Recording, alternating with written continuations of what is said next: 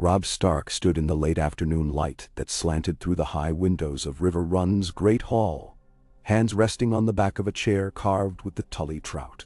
The wind from the water ruffled the banners overhead, a gentle whisper that did nothing to calm his tangled thoughts. He was not alone, but he felt apart from all those around him. His mother Catelyn was seated near the dais, face tight with worry. Edmure Tully, still bearing fresh bruises from the recent battle, lingered near a window overlooking the river, posture stiff. And between them, surrounded by Stark and Tully men standing guard, knelt Tywin Lannister, hands bound at the wrists. There was a quiet in the hall that felt like a pressure in the ears. Even the flicker of torchlight against the stone walls seemed subdued, as if unwilling to illuminate the strange sight of Tywin Lannister brought low. Robb stared at the older man, trying to measure how much menace remained in the lion's eyes now that he was in chains. Tywin's face was cold, so carefully composed it looked molded in marble. His gaze did not flinch, did not blink. It struck Robb that this was a man unaccustomed to begging. And indeed, he had not begged. Not once since his capture had Tywin lowered himself to plead for mercy. He did not speak of gold or show vulnerability. He had arrived at Riverrun under heavy guard, silent and dangerous, exuding a dignity that seemed incongruous given the circumstances. Robb's heart pounded with thoughts of the war, of all that had been lost. Even in victory, the cost to the north weighed heavily on his shoulders. Men dead and dying, families fractured, the uneasy alliances that might unravel at any moment. He studied Tywin's face and thought, if I kill him, I lose any chance at peace. And if I keep him caged, I do nothing but invite the Lannisters' retribution. Yet there was a third path, a wild notion that had taken root in his mind like a stray weed in a garden of ordered plans. To free Tywin in exchange for an alliance. It was madness, some part of him said. But the war had brought them all to the brink of madness. If forging an alliance with a man who had loomed so large in nightmares could end the bloodshed, or at least give the North and the Riverlands a better chance? Should he not seize it? Catelyn's voice whispered in his memory. We must be smart, Robb, strong but also cunning. She had said those words to him many moons ago, back in the encampment near the twins. She had spoken of how to outmaneuver the Lannisters. Now they had Tywin right here under their power. This was a moment that could shape everything. Robb stepped around the chair, pacing deliberately, his boots echoing on the stone floor. He glanced at Edmure. Edmure's hands opened and closed at his sides as though he could barely contain his distrust and anger. Every time the name Lannister was spoken, Edmure flinched as if stung. Robb knew his uncle well enough to see that forging any alliance with Tywin would wound him deeply. The Tully family had suffered much, but the Tully armies were tired. Riverrun needed time to restore its strength and fortify. If continuing the war meant risking the total ruin of the Riverlands, could he do that to his mother's home? Tywin cleared his throat. A subtle but pointed sound, and the hall seemed to breathe again. It was not a plea. It was not fear. Rather, it was Tywin asserting himself despite being bound. Robb paused and studied the man. Tywin's voice, when it came, was resonant, even in captivity. If this is to be my new prison, he said, glancing around, it is larger than I expected. That earned a low murmur from some of the Stark and Tully soldiers. They viewed him as a dangerous beast, something to keep behind iron bars rather than to converse with. But Robb saw something else in the man's expression. An unyielding sense of self-worth, pride tempered by necessity. Tywin Lannister would not die on his knees if he could help it. Robb stepped forward. You should be thankful I've not thrown you in the deepest cell, he said. You may still find yourself there if you don't mind your tongue. Tywin's laugh was a low rumble. You're your father's son, young Robb. Ned Stark was a man who believed in honor and justice. But you've learned that war is seldom honorable, haven't you? He looked around, the faintest smirk dancing across his lips. Or you would not be standing here wondering what to do with me. Or so I suspect. You're too clever to simply execute me and be done with it. A growl rose in Edmure's throat, but he kept silent.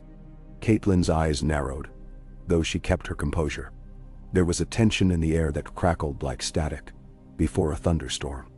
Each man and woman in the hall was waiting for Robb to pronounce Tywin's fate. Even the Tully bannermen, some with fresh bandages on their arms, some leaning on staves from the last battle, had gathered near the doors, anxious to see how the young wolf would handle their greatest enemy. Robb took a moment to gather himself. He remembered the sleepless nights, the strategy sessions with his closest advisors, the endless cost of this war. He thought of the small folk in the Riverlands who had lost homes, loved ones, hope. He thought of the letters from the north telling of the stress on winter stores. He thought of the thousands of families that had fled for safety. And he thought, perhaps there is a path that does not lead to further slaughter. The question was, could he trust Tywin Lannister to uphold any alliance? Could a man so ruthless ever truly hold to a bargain, especially one made in captivity? But desperation has a way of bending rules. And in the Game of Thrones, alliances are forged not out of love, but out of need. So Robb exhaled, that single breath signaling the gravity of the decision he was about to make. His words, when he finally spoke, were measured and low, echoing in the silent hall. Tywin Lannister, I will not put you in a dungeon. A flicker of surprise touched Tywin's face, but disappeared as quickly as it came.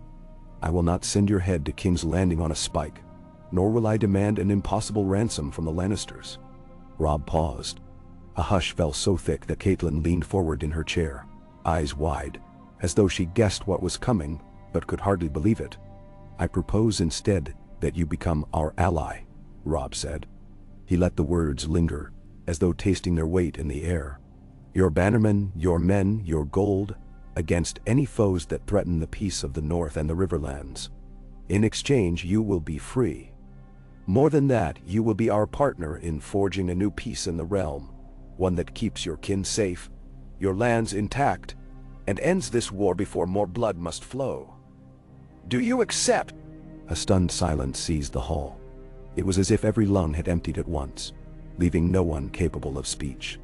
Tywin watched Robb for a long moment, calculating behind shuttered eyes. Then, in a deliberate motion, he moved his bound hands ever so slightly, showing that the ropes chafed but did not break him. His voice was calm. You want the lion to lie beside the wolf, do you? That is a precarious arrangement, young Stark. Robb squared his shoulders. Yet it could be arranged, if each finds the other too valuable to devour. Tywin's gaze flicked to Catelyn, to Edmure, to the knights and guards arrayed around him, and then returned to Robb's face. Slowly, he inclined his head. I accept, he said, and the words felt like the shifting of tectonic plates under their feet, as if a mountain had just bowed to a river. A tremor of disbelief went through the hall. Catelyn rose from her seat, her lips parted in astonishment. Edmure straightened, his hand on the hilt of his sword, torn between outrage and shock. For a heartbeat, it seemed someone would object, that perhaps one of the outraged Tully lords would cry out that their rightful vengeance was being bartered away. But Robb was their king, the young wolf, who had led them to victory after victory. They looked to him to guide them now, even if his choice felt like dancing with wildfire. And so the hush stretched, heavy with uncertainty, while Tywin and Robb regarded each other across the gap. Finally, Robb's voice broke the silence. Lord Tywin, remove his bindings. A wave of surprise rippled through the guards. Two men stepped forward hesitantly. One produced a small knife, set it to the rope at Tywin's wrists, and sliced. The rope fell away, revealing red marks on Tywin's skin. Tywin rubbed his wrists without complaint and stood slowly, every inch of him radiating the dignity of a great lord reclaiming his stature. Robb cast a glance at his mother. He expected an immediate protest, but though her face was etched with apprehension, she said nothing. He understood why. She trusted him, or she knew there was no point in disputing his choice in front of everyone. She might rebuke him in private, but for now, she would stand with him. She would allow him to be the king in the north, making decisions that could shape the realm. Though Tywin was free of his bonds, a circle of steel still surrounded him. He made no move to leave or to lash out. Instead, he lowered himself carefully into the nearest chair, resting like a man who had known many battles, and yet refused to let weariness show. He looked at Robb. "So, how do you wish to proceed, Your Grace?" The words, "Your Grace," rang with a certain edge. Still, there was no scorn in the older man's tone. If anything, it was a grudging acceptance. Robb lifted his chin. "We must speak terms, but not in a public forum." He gestured to the hall, where anxious faces peered from every corner, hungry for details of the arrangement. "We'll speak more privately with your knights and my advisors." Tywin gave a curt nod. "As you wish. But I trust I won't be pressed into another cell while we negotiate." A flicker of challenge sparked in Robb's eyes. "You'll have quarters under guard. You may not roam freely yet. Trust must be earned, and your men will remain prisoners of war until we come to a final agreement." Tywin's lips thinned slightly, but he inclined his head again. "Very well. That is understandable." "No." Robb signaled to his guard, and they stepped aside to let Tywin pass. The tension in the room was thick as mud, each man and woman uncertain of how to respond to this sudden shift in fortunes. The hush broke only when Tywin was out of earshot and Robb's men began whispering among themselves. Robb turned, searching for his mother's gaze. When he found it, he saw confusion, caution, but also the barest spark of hope. It was a spark he felt too. Perhaps they had come upon a way to halt the cycle of bloodshed. That night, as the torches burned low in the corridors of Riverrun, Robb sat with his mother in her private chambers, discussing the day's events. The room was modestly furnished, bearing a Tully tapestry on one wall and a single candle on the table illuminating their faces. Catelyn's voice was hushed, careful. "You know how dangerous this is," she said. "The Lannisters have brought us naught but misery. Do you truly believe Tywin will honor any terms you set?" Robb clasped his hands on his lap, staring at the flickering candle flame. "I believe Tywin serves Tywin. He will do what is best for himself, for House Lannister.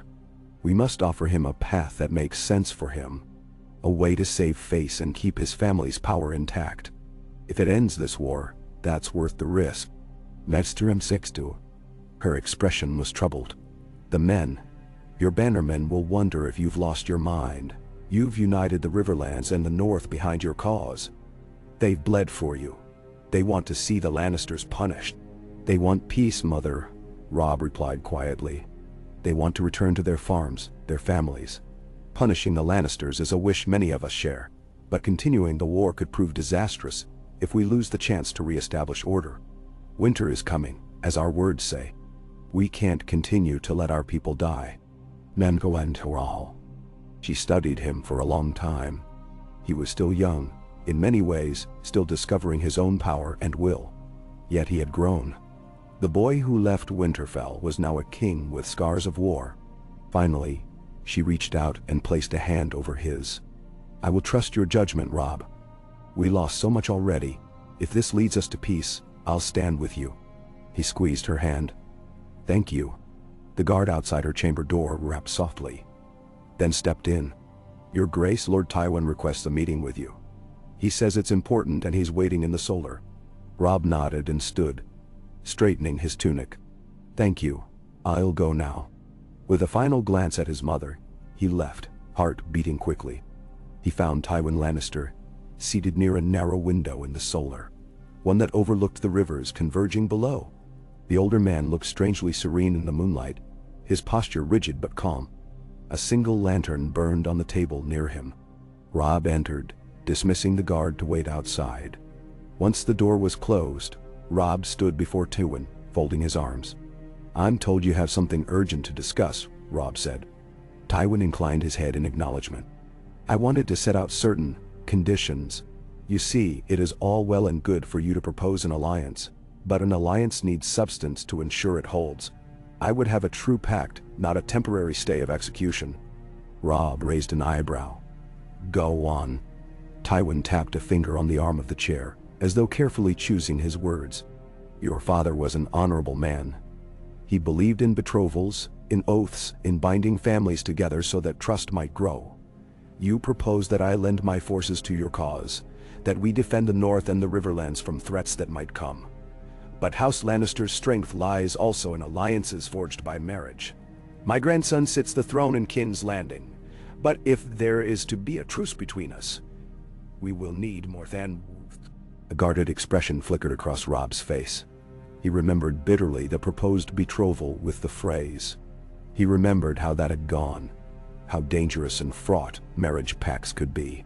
"And who did you have in mind?" he asked carefully. Tywin tilted his head. "You are already wed, are you not?" Robb stiffened slightly.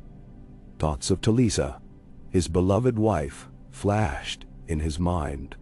He had wed for love, not for political advantage, and that had caused its own trouble. He said nothing, waiting.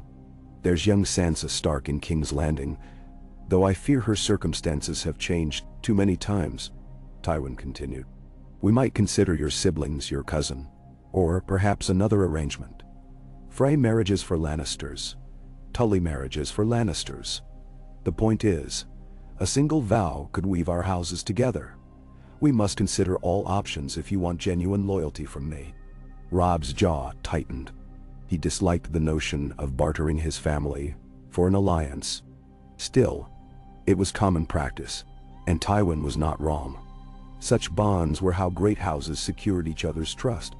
"My sisters are missing or otherwise under threat," Robb said quietly, remembering the uncertainty around Arya and the complicated matter of Sansa. "I don't have a ready sister to offer." Tywin studied him with those keen, penetrating eyes. "Then perhaps you have cousins. Or perhaps we bring a Lannister bride north to wed one of your kin. There are arrangements to consider. We do not need to finalize them tonight. But you must understand, words are wind. Alliances are fragile. A marriage alliance will solidify it. The realm would see that we are not merely playing at peace, but truly forging it." "Damn." Robb took a slow breath. "I'll consider it. For now, let's discuss more immediate terms.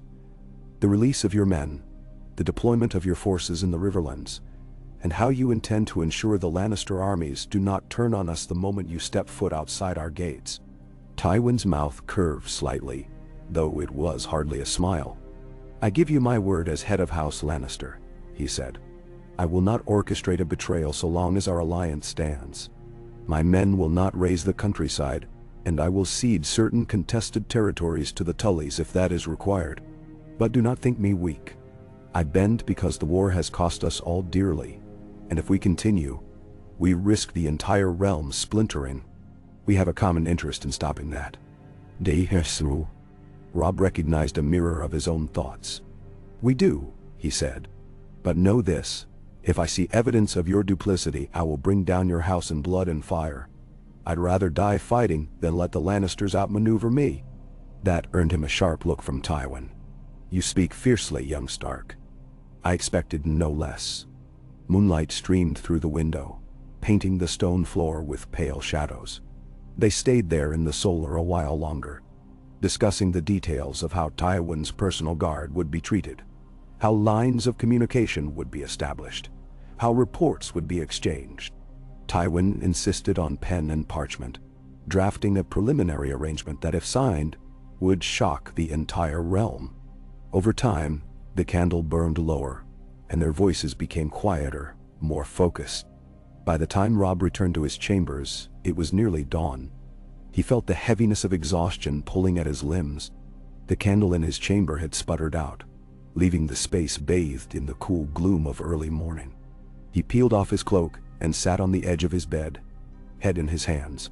So much rested on the chance that Tywin Lannister would keep his word.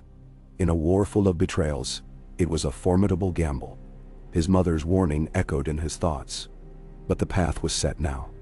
If it worked, countless lives might be saved. If it failed, the cost would be unimaginable. Sleep came fitfully, filled with dreams of wolves pacing alongside lions. Scenes of flames licked across the edges of his consciousness, battles replaying in the halls of memory. But in each dream he saw a glimmer of possibility, a realm not broken by endless war. By the time the sun was full in the sky, Robb awoke to the sound of men mustering in the courtyard. He rose, dressed quickly, and stepped out into the crisp air. Below, he saw Tully soldiers forming in neat rows, readying themselves for new orders. But there was a palpable sense of confusion. Rumors of Tywin's release must have spread. Some men wore wary expressions, muttering among themselves. A few shot furtive glances up at the windows, as though expecting to see the Lannister lord appear with a host of red-cloaked soldiers at his back. It struck Robb then that he must address them, must speak plainly, so that their faith in him did not falter. He descended to the courtyard, Catelyn by his side, and a hush fell over the men. Edmure was there, arms folded, looking no less conflicted than the rest. But he stepped aside to let Robb stand before the assembled troops. Robb lifted his voice. "You have heard that Tywin Lannister was captured. You may have heard that we did not cast him in a dungeon, nor did we take his head. I will speak to you plainly. We are forging a new peace with Lord Tywin, an alliance that can end the bloodshed ravaging these lands." Murmurs rippled through the ranks. Robb continued. "Some of you have lost kin to Lannister swords. Some of you have marched long miles, fought in countless skirmishes, and you ache for vengeance. But I say to you this: vengeance cannot bring back the dead. Vengeance cannot fill empty bellies when winter comes. We have an opportunity to spare more families from tragedy, an opportunity to rebuild. We must seize it." There was a moment of quiet hesitation. Then, unexpectedly, a grizzled soldier near the front spoke up. "We follow you, my lord, my king. You led us to victory at the Whispering Wood. You won battles we thought were lost. If you say this is our best chance, I'll trust you." A chorus of voices murmured in uncertain agreement. They were not wholly convinced, but loyalty and hope wove together in their hearts. Robb nodded gravely, acknowledging both their trust and their doubts. He dismissed the men, and they dispersed through the courtyard, heading to their duties. Edmure remained, stepping forward. "Nephew," he said in a low voice. I cannot lie. This does not sit well with me. But I am no fool. I see the sense in it. We are nearly at the breaking point. Though we've won battles, the land is raw. The people are weary. If the lion can be tamed, if it can work with the trout and the wolf, perhaps we can all breathe a little easier." Robb clapped Edmure on the shoulder. "This will not happen overnight. There will be many mistrustful on both sides. But if we unite, we can turn our swords elsewhere, against any threat to the realm's stability, and we can keep the north and the Riverrun safe." Edmure gave a tight nod. "I'll support you, though I'll not invite Tywin to any feasts unguarded." There was a flicker of grim humor in his eyes. That same morning, Tywin made a show of walking among the corridors of Riverrun, guarded closely by Stark men, but allowed a semblance of dignity. He observed the keep's architecture, the banners, the staff moving about with wide eyes. He paused at windows overlooking the rushing waters, his face inscrutable. Robb imagined Tywin was weighing every detail, gauging how firm the Stark Tully hold was on the castle, evaluating the morale of the soldiers, looking for cracks in the defenses. Yet that was the price of forging a real alliance. Information was power, and Tywin would not be starved of it if he was to be a partner, rather than a prisoner. The next few days were spent in careful negotiations. Robb arranged for a small retinue of Tywin's knights to be released from captivity so they could assist with drafting the terms. In exchange, Tywin wrote letters to Kevan Lannister and other loyalists, urging them to stand down and await further instructions. The atmosphere in Riverrun's great hall changed from tense watchfulness to a guarded optimism that maybe, just maybe, they stood on the cusp of something new. But not everyone was at ease. At night, Robb heard quarrels among the men in the courtyard. Some resented the choice, muttering that the young wolf was letting the greatest Lannister of them all slip away. Others insisted that a crowning stroke of war would be to strike King's Landing now, while they had Tywin hostage. Robb bore their dissatisfaction in silence, knowing that truly leading meant accepting that not all would agree with his decisions, especially not one so unorthodox. He penned letters to the north, explaining his actions to the loyal houses there. He asked them for patience and faith, outlining how this alliance could prevent further devastation. He even dared to hope that, if Tywin truly committed to peace, King's Landing might be compelled to treat the north as a sovereign kingdom, something Robb had declared at the start of this conflict. The letter writing went late into the nights, with Maester Vyman or his mother helping him refine the words. It felt like weaving a delicate tapestry. One pull of the wrong thread, and it might all unravel. Meanwhile, Tywin made no attempt to escape, though he could likely have tried. Robb had the sense that the older man was intrigued by the possibilities of this arrangement. Perhaps Tywin saw an opportunity to strengthen House Lannister's hold in the south without further draining their coffers and manpower. If Tywin returned to King's Landing in disgrace, having been a prisoner, he needed a grand narrative to restore his power. Negotiating an alliance with the king in the north might be just the stroke of cunning that would keep the Lannisters in a position of strength. Late one evening, Robb and Tywin met in the solar once more. The door was guarded from outside, a single candle lit the table, and a draft crept in from under the door, making the candle flicker.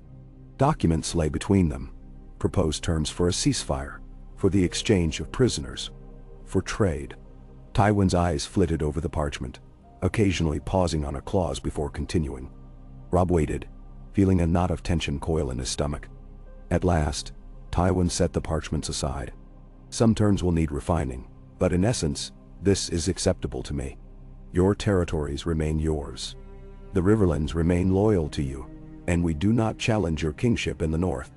In return, House Lannister retains control of the Westerlands and pledges no incursion into your lands. We will not harass your trade, and will pay reparations for certain damages. He tapped a pen on the table thoughtfully. A great cost, but a lesser cost than continuing to wage war. Indeed, interesting. Robb's pulse picked up. The plan seemed so close to fruition. We've covered the major points. The men you captured will be free to go after they swear an oath to abide by the alliance. I will release them in stages, ensuring that we see proof of your sincerity before they're all gone. As for you, he hesitated. If we sign these documents, I'll have new clothes brought for you, restore your sword, allow you to move about more freely. But you must remain within Riverrun until we can confirm the Lannister armies have received your word and are honoring the truce. Tywin nodded briskly. Prudent. You need not fear I'll vanish into the night. My presence here is key to convincing my men that this is genuine. He folded his hands. Now, about the matter of a marriage alliance, have you given it more thought? Robb frowned. The demands of House Lannister were as unyielding as the man before him.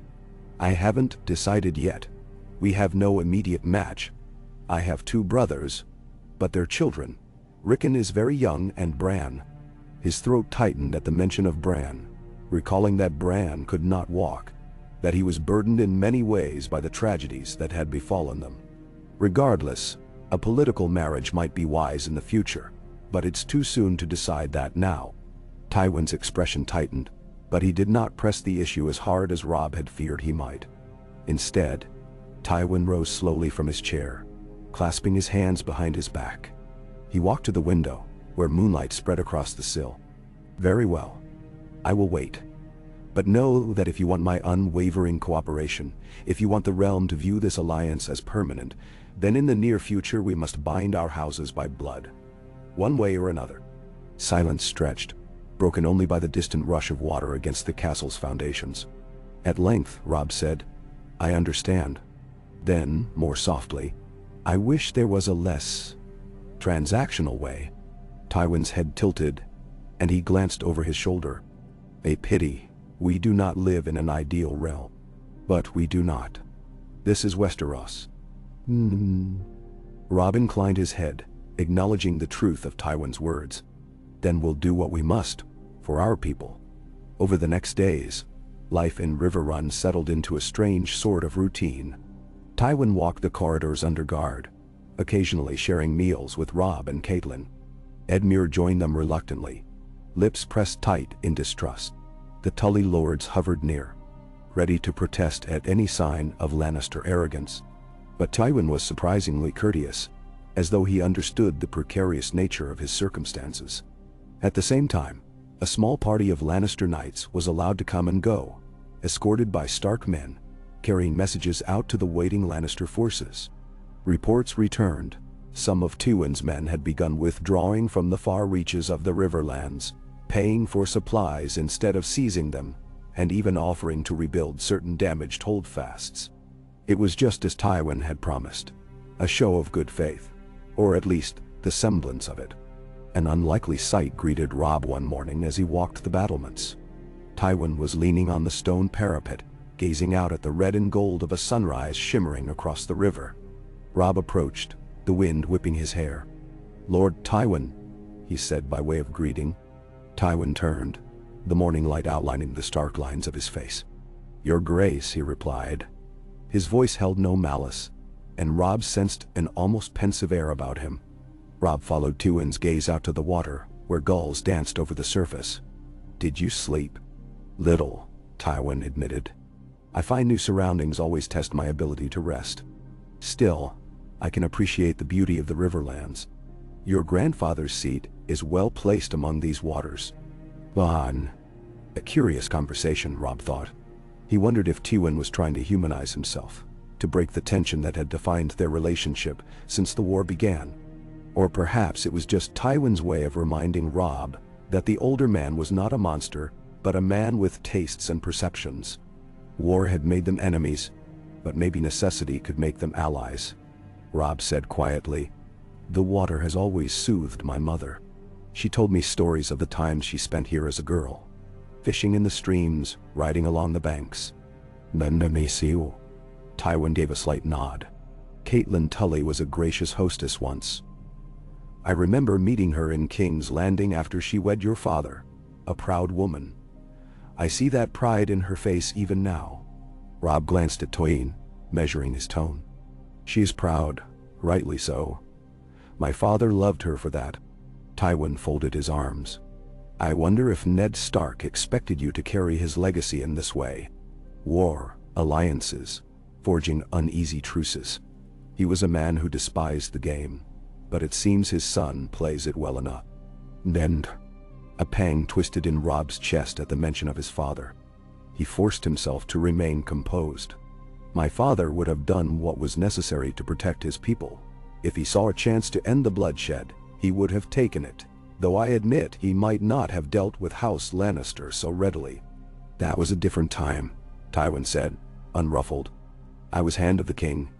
Your father was Warden of the North. We had different roles. We were at peace, of a sort. Then everything changed." "None." The conversation drifted off, each man lost in private thoughts. Eventually, Robb excused himself.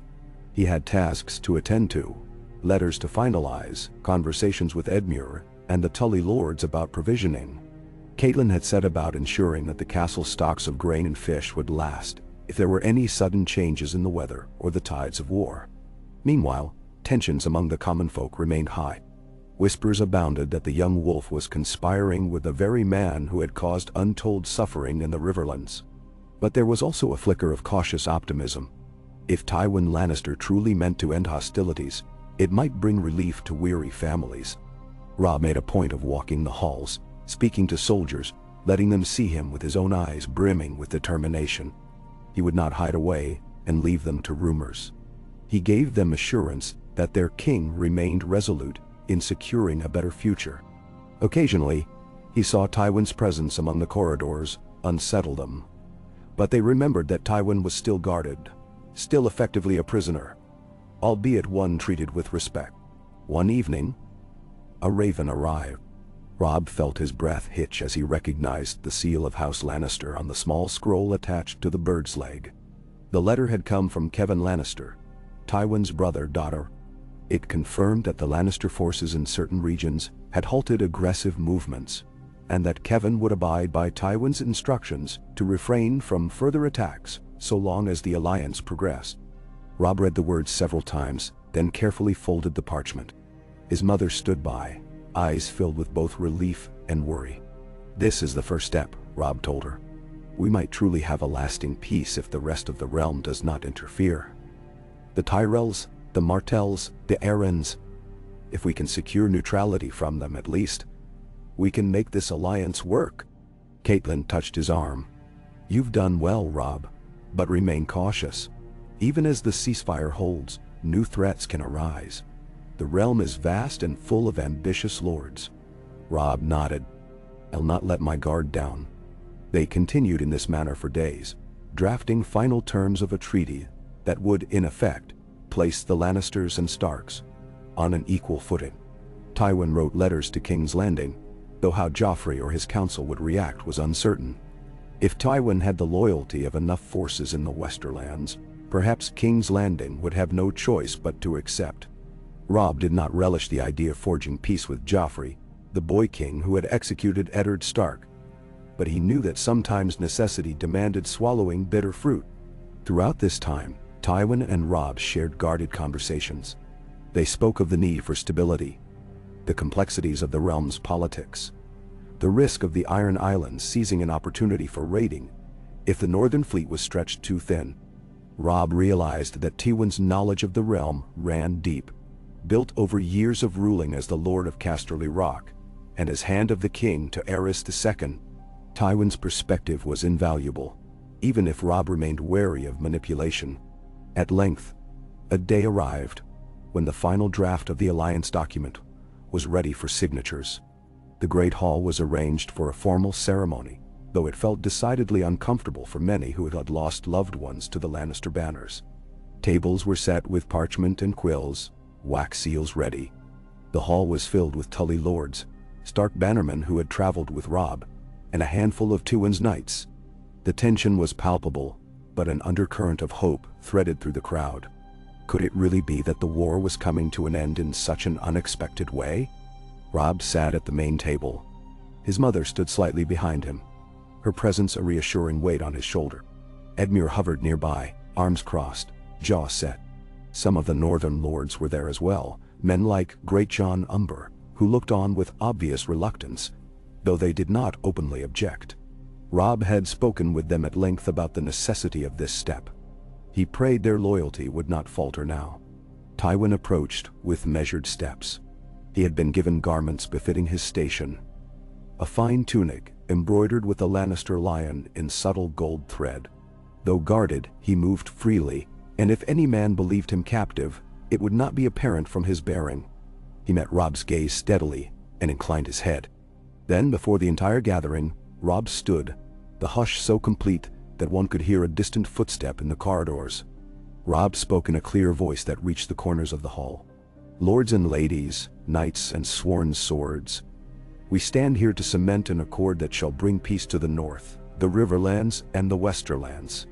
Lord Tywin Lannister and I have agreed to lay down arms against each other and to form an alliance that ensures the safety of our peoples. No longer shall we shed blood over old grievances. May the gods, old and new, witness our signing of these terms." Edmure stepped forward to read the terms aloud, each clause detailing the end to hostilities, the restoration of certain lands, the trade agreements, and other key points. He read them in a solemn tone, his voice echoing off stone walls. Then the moment came for signatures.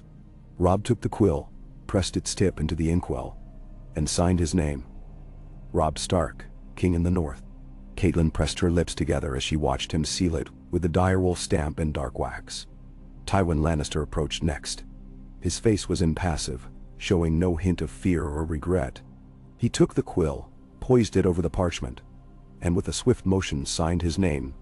Tywin of House Lannister, Lord of Casterly Rock, Shield of Lannisport, Warden of the West. He affixed the lion seal in red wax, and as it cooled on the paper, the onlookers released a collective breath. A hush followed, and then a wave of murmurs, uncertain but marveling. It was done, in principle.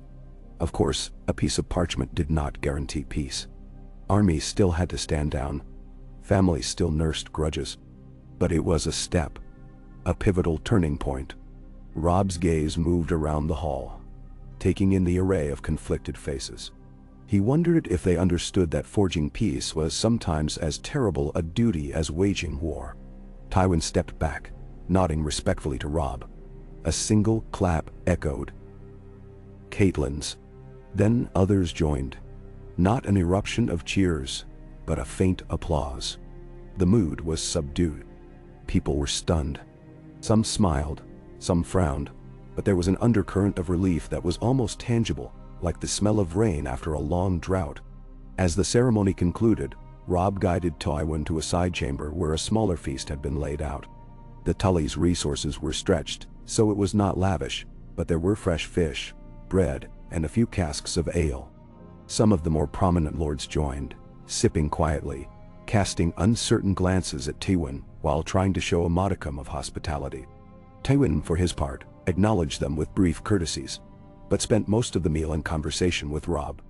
They spoke of how word would spread through the realm. "We must send ravens to each major seat," Tywin said, dabbing his mouth with a linen napkin. "Casterly Rock, the Twins, King's Landing, even the Eyrie.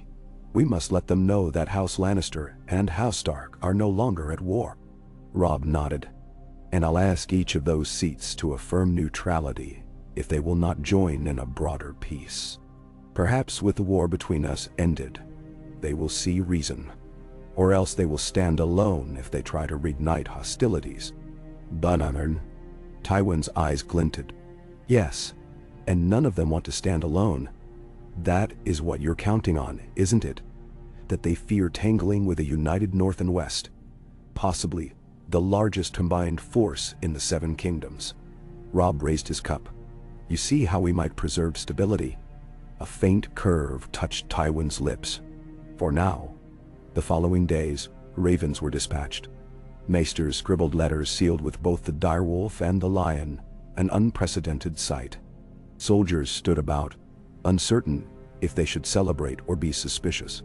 Slowly, more Lannister men trickled into Riverrun, checking on their lord's status, bringing supplies of their own, carrying news of how the Westerlands received the alliance. Each day there was a new challenge, a new question of how to handle refugees or lawless brigands who had thrived in the chaos of war. Robb found himself working longer hours than ever, juggling the demands of leadership in peacetime, which often felt as complex as waging war. Some nights, he lay awake in bed, staring at the shadows on the ceiling. Talisa asleep beside him. He listened to her gentle breathing and thought of the future, of a realm not battered by constant battle. He thought of returning to Winterfell someday, rebuilding what had been destroyed there. He thought of visiting the crypts of his ancestors, standing before Ned Stark's statue and silently asking for forgiveness for any mistakes he'd made. Then he thought of Tywin Lannister in the adjacent tower, the father of so many who had threatened the North, the architect of so much pain. Was this truly the path to healing, forging a bond with the man responsible for so many sorrows? But as each day passed without a new outbreak of bloodshed between their forces, Robb felt a cautious sense of possibility. He dedicated himself to ensuring the alliance was honored. He walked the line between trust and vigilance, and though he rarely lowered his guard around Tywin, he found a curious sort of respect growing for the older man's sheer tenacity and depth of knowledge. At times, Tywin would question him about how the North was governed. "Your bannermen, the Karstarks and Umbers, how loyal are they now that the war is winding down?" Tywin asked one afternoon as they strolled through Riverrun's courtyard. "They're loyal to House Stark," Robb replied, measuring his words. "Though each house is proud in its own right. The Karstarks are upset by certain losses they blame on the Lannisters. But if the alliance holds, in time we can mend that rift." Tywin listened intently. He seemed to have an endless appetite for understanding the political landscape that had, until recently, been arrayed against him. Robb realized that Tywin was effectively doing reconnaissance, gathering intelligence that might help him solidify his own position and anticipate any northern rebellions against the truce. Yet Robb allowed it, because knowledge flowed both ways. Robb gleaned details about the Westerlands, about their gold mines and lords, about who had grown war-weary and who still thirsted for battle. Not everything was smooth. One morning, a fight broke out in the courtyard between a Stark foot soldier and a Lannister man-at-arms. Each blamed the other for some previous atrocity.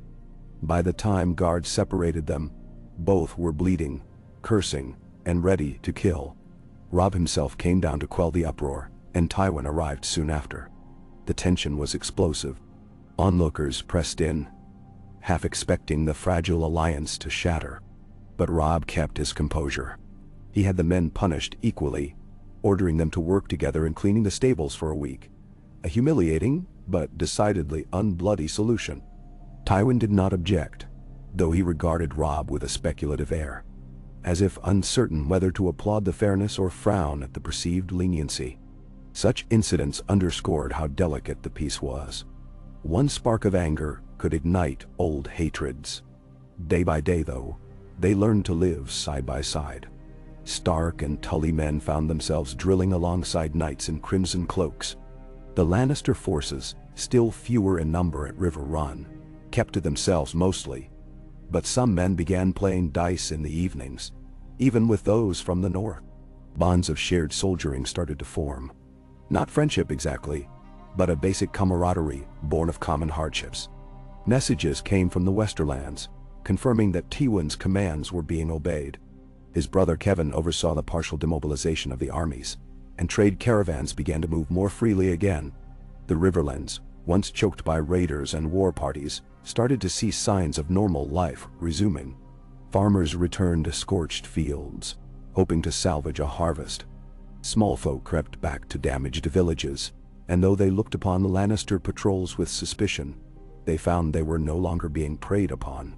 The corners of Robb's heart lifted at these reports, though he knew it would take months, if not years, for true healing to unfold. Late one night, Tywin requested a private audience with Robb once more. They met in a tower room, lit by a single brazier, the soft glow dancing on the stone walls. Tywin looked grave, more serious than usual. "I have received news from King's Landing," he began. Robb felt a rush of apprehension. "Go on." "My grandson, King Joffrey, remains on the throne, but I sense that his council is uncertain of how to respond to our alliance.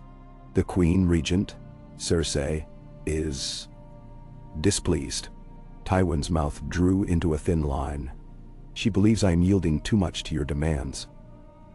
She fears that House Lannister might lose power, that the realm might question the crown's authority if I have not subdued the North by force." Robb set his jaw. If Joffrey's council believes they can continue the war, then this alliance might be threatened. Tywin nodded. Indeed, Cersei's letter was full of barbs, yet her authority in the capital is tenuous. The Tyrells hold significant influence there now. And if House Lannister splits its loyalties, some with me, some with the crown, our position could weaken further. We risk a confrontation with the Tyrells if they sense we've grown weak. And a flicker of hope mingled with concern in Robb's thoughts. The Tyrells were powerful, yes, but perhaps they too were weary of war. "What do you propose?" Tywin's eyes were cold. "We must strengthen our alliance quickly. Show the realm that House Stark and House Lannister stand together, and that the crown would be foolish to fight both. That is how we keep them in check, how we ensure peace. A marriage alliance would go a long way toward convincing the realm of our unity." "Nem?" Robb stiffened, remembering the many heartbreaks that had come of forced marriages. But Tywin's logic was unassailable in the context of Westerosi traditions. He forced himself to calm. "Let me think on it. I cannot simply conjure a bride or groom from thin air." Tywin spread his hands. "I have a niece of marriageable age. You have a cousin or a brother. Perhaps such a match could be arranged. It need not happen immediately, but we should announce the betrothal soon." Robb sighed. "I will speak to my family." Then more gravely he added, "But we must ensure any betrothal is entered into willingly, not forced. I will not condemn my family or yours to a miserable union." Tywin said nothing for a moment. Then he gave a curt nod. "As you will." In the days that followed, that question of marriage loomed large over the uneasy peace. Rumors swirled among the soldiers. Whose hand would bind the North and the West? Edmure muttered about refusing to have any Tully wed to a Lannister. But Catelyn, though uneasy, recognized the practicality. Swords and vows built alliances in Westeros. If they did not anchor this alliance, it might drift apart the moment King's Landing challenged it. Robb tried to set aside the marriage issue temporarily. He focused on meeting with lords who arrived from outlying areas of the Riverlands, hearing petitions of hardship, authorizing aid where he could. The treasury of Riverrun was depleted, but the new Lannister shipments of gold for reparations helped. It felt strange to accept gold from Tywin, but it allowed them to replant fields, rebuild bridges, and shelter the displaced. Bit by bit, the realm around Riverrun started to look less like a war zone. On a quiet afternoon, Robb took a ride along the riverbank, accompanied only by Grey Wind at his side. The great direwolf's ears pricked at every rustle of the undergrowth, but he padded contentedly, happy to be moving again. Robb savored the breeze, the smell of pine, and the churn of water. For a moment, he closed his eyes and remembered riding in the Wolf's Wood near Winterfell. Carefree, the memory stirred both comfort and longing. When he turned back toward Riverrun, he spotted a small group of travelers approaching the castle gates. At first he tensed, fearing it was an unexpected war party, but then he saw they flew the Tully banner. Perhaps some lords returning. He wondered how they would react to seeing Lannister men on the walls. This was their new reality now. As he drew near, he felt a pang of sorrow for all those who had died because once, alliances such as these had seemed impossible. He returned to the castle, greeted by a handful of Tywin's knights in the courtyard. They looked ill at ease, but saluted him respectfully as he passed. Inside, he found his mother waiting in the main hall, a letter clutched in her hand. Her face was flushed with emotion, though whether it was anger or something else, he could not immediately tell. "Robb," she said, voice taut. "We've received word from the Eyrie. Your Aunt Lysa has learned of this alliance. She speaks with distrust. She will not lend the Vale's support to any alliance that includes Tywin Lannister." Catelyn's lips tightened. She wants to remain isolated, untainted by what she calls betrayal of the Tully name. Robb rubbed his temples. Another blow. Another piece of the puzzle refusing to fit neatly. "We can't force her to join," he said. "If she chooses isolation, that is her choice. So long as she does not wage war on us, we can leave her be." Catelyn exhaled. "I hope she does not do anything rash. She is prone to unusual decisions." Robb's mind spun. The realm was like a tapestry, threads pulling in every direction. He had to keep the alliance with Tywin taut, or the Lannisters might slip away. He had to keep the Northern Lords loyal. He had to keep the Tullys willing. Now the Vale might complicate matters further, and overshadowing it all was the knowledge that King's Landing and the Tyrells might try something desperate if they felt threatened by a Stark Lannister axis. Yet in that swirling chaos, Robb felt a strange calm. He was a king, he reminded himself, and forging peace in a broken realm was perhaps the hardest test of all. Day by day, he walked this knife's edge. Each day that no new battles erupted was a triumph in itself. And so he braced himself for the tasks yet to come, determined to shape a future in which the North and the Riverlands would not be drowned in blood, even if it meant forging ties with the mightiest lion of them all, and trusting that lion not to bare its claws again. Night fell, and Robb once more found himself alone in the solar with Tywin. Documents were spread out before them, maps of trade routes, outlines of how to re-establish common roads. "We have an opportunity to bring the Riverlands a steady flow of supplies," Tywin pointed out. "That should help quell any discontent among the smaller lords who resent this alliance. If their bellies are full, they are less likely to stir trouble." Robb nodded. "And the North, too. Winter is coming. We need food shipments. If I can arrange with House Manderley to open White Harbor to trade with the West, it will help." Tywin tapped a quill against his teeth thoughtfully. "If the gold from the Westerlands can flow freely, merchants will come. We can keep afloat the economies of both regions. It's all interconnected, you see." Danny. For a moment, Robb felt as though he were speaking not with an enemy, but with a fellow ruler. The notion was surreal. Tywin's approach to governance was calculating, but also undeniably effective. Robb recognized that if they could maintain this fragile trust, they might achieve a prosperity the realm had not seen in some time. He also recognized that Tywin was serving his own interests at every turn. House Lannister would remain strong, but perhaps that was the best outcome under the circumstances. A strong Lannister, a strong Stark, both content to let the realm rest from war. They retired late, each to his own quarters. Robb lingered in the corridor, listening to the echo of his footsteps on the cold stone.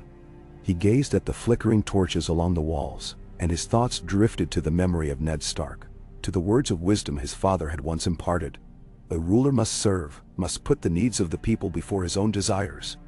Maybe, Robb thought, forging peace with Tywin Lannister was the greatest service he could do for his people, even if it demanded that he stomach an alliance he once would have found abhorrent. Gray wind padded beside him, and Robb rested a hand briefly on the direwolf's thick fur. "Come on, boy," he murmured. "There's more work yet to be done." Sleep claimed him eventually, but not before 1,000 questions whirled in his mind. He thought of the next day, and the next year, and the next harvest.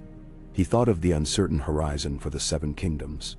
He thought of a possible future where the North, the Riverlands, and the Westerlands stood united.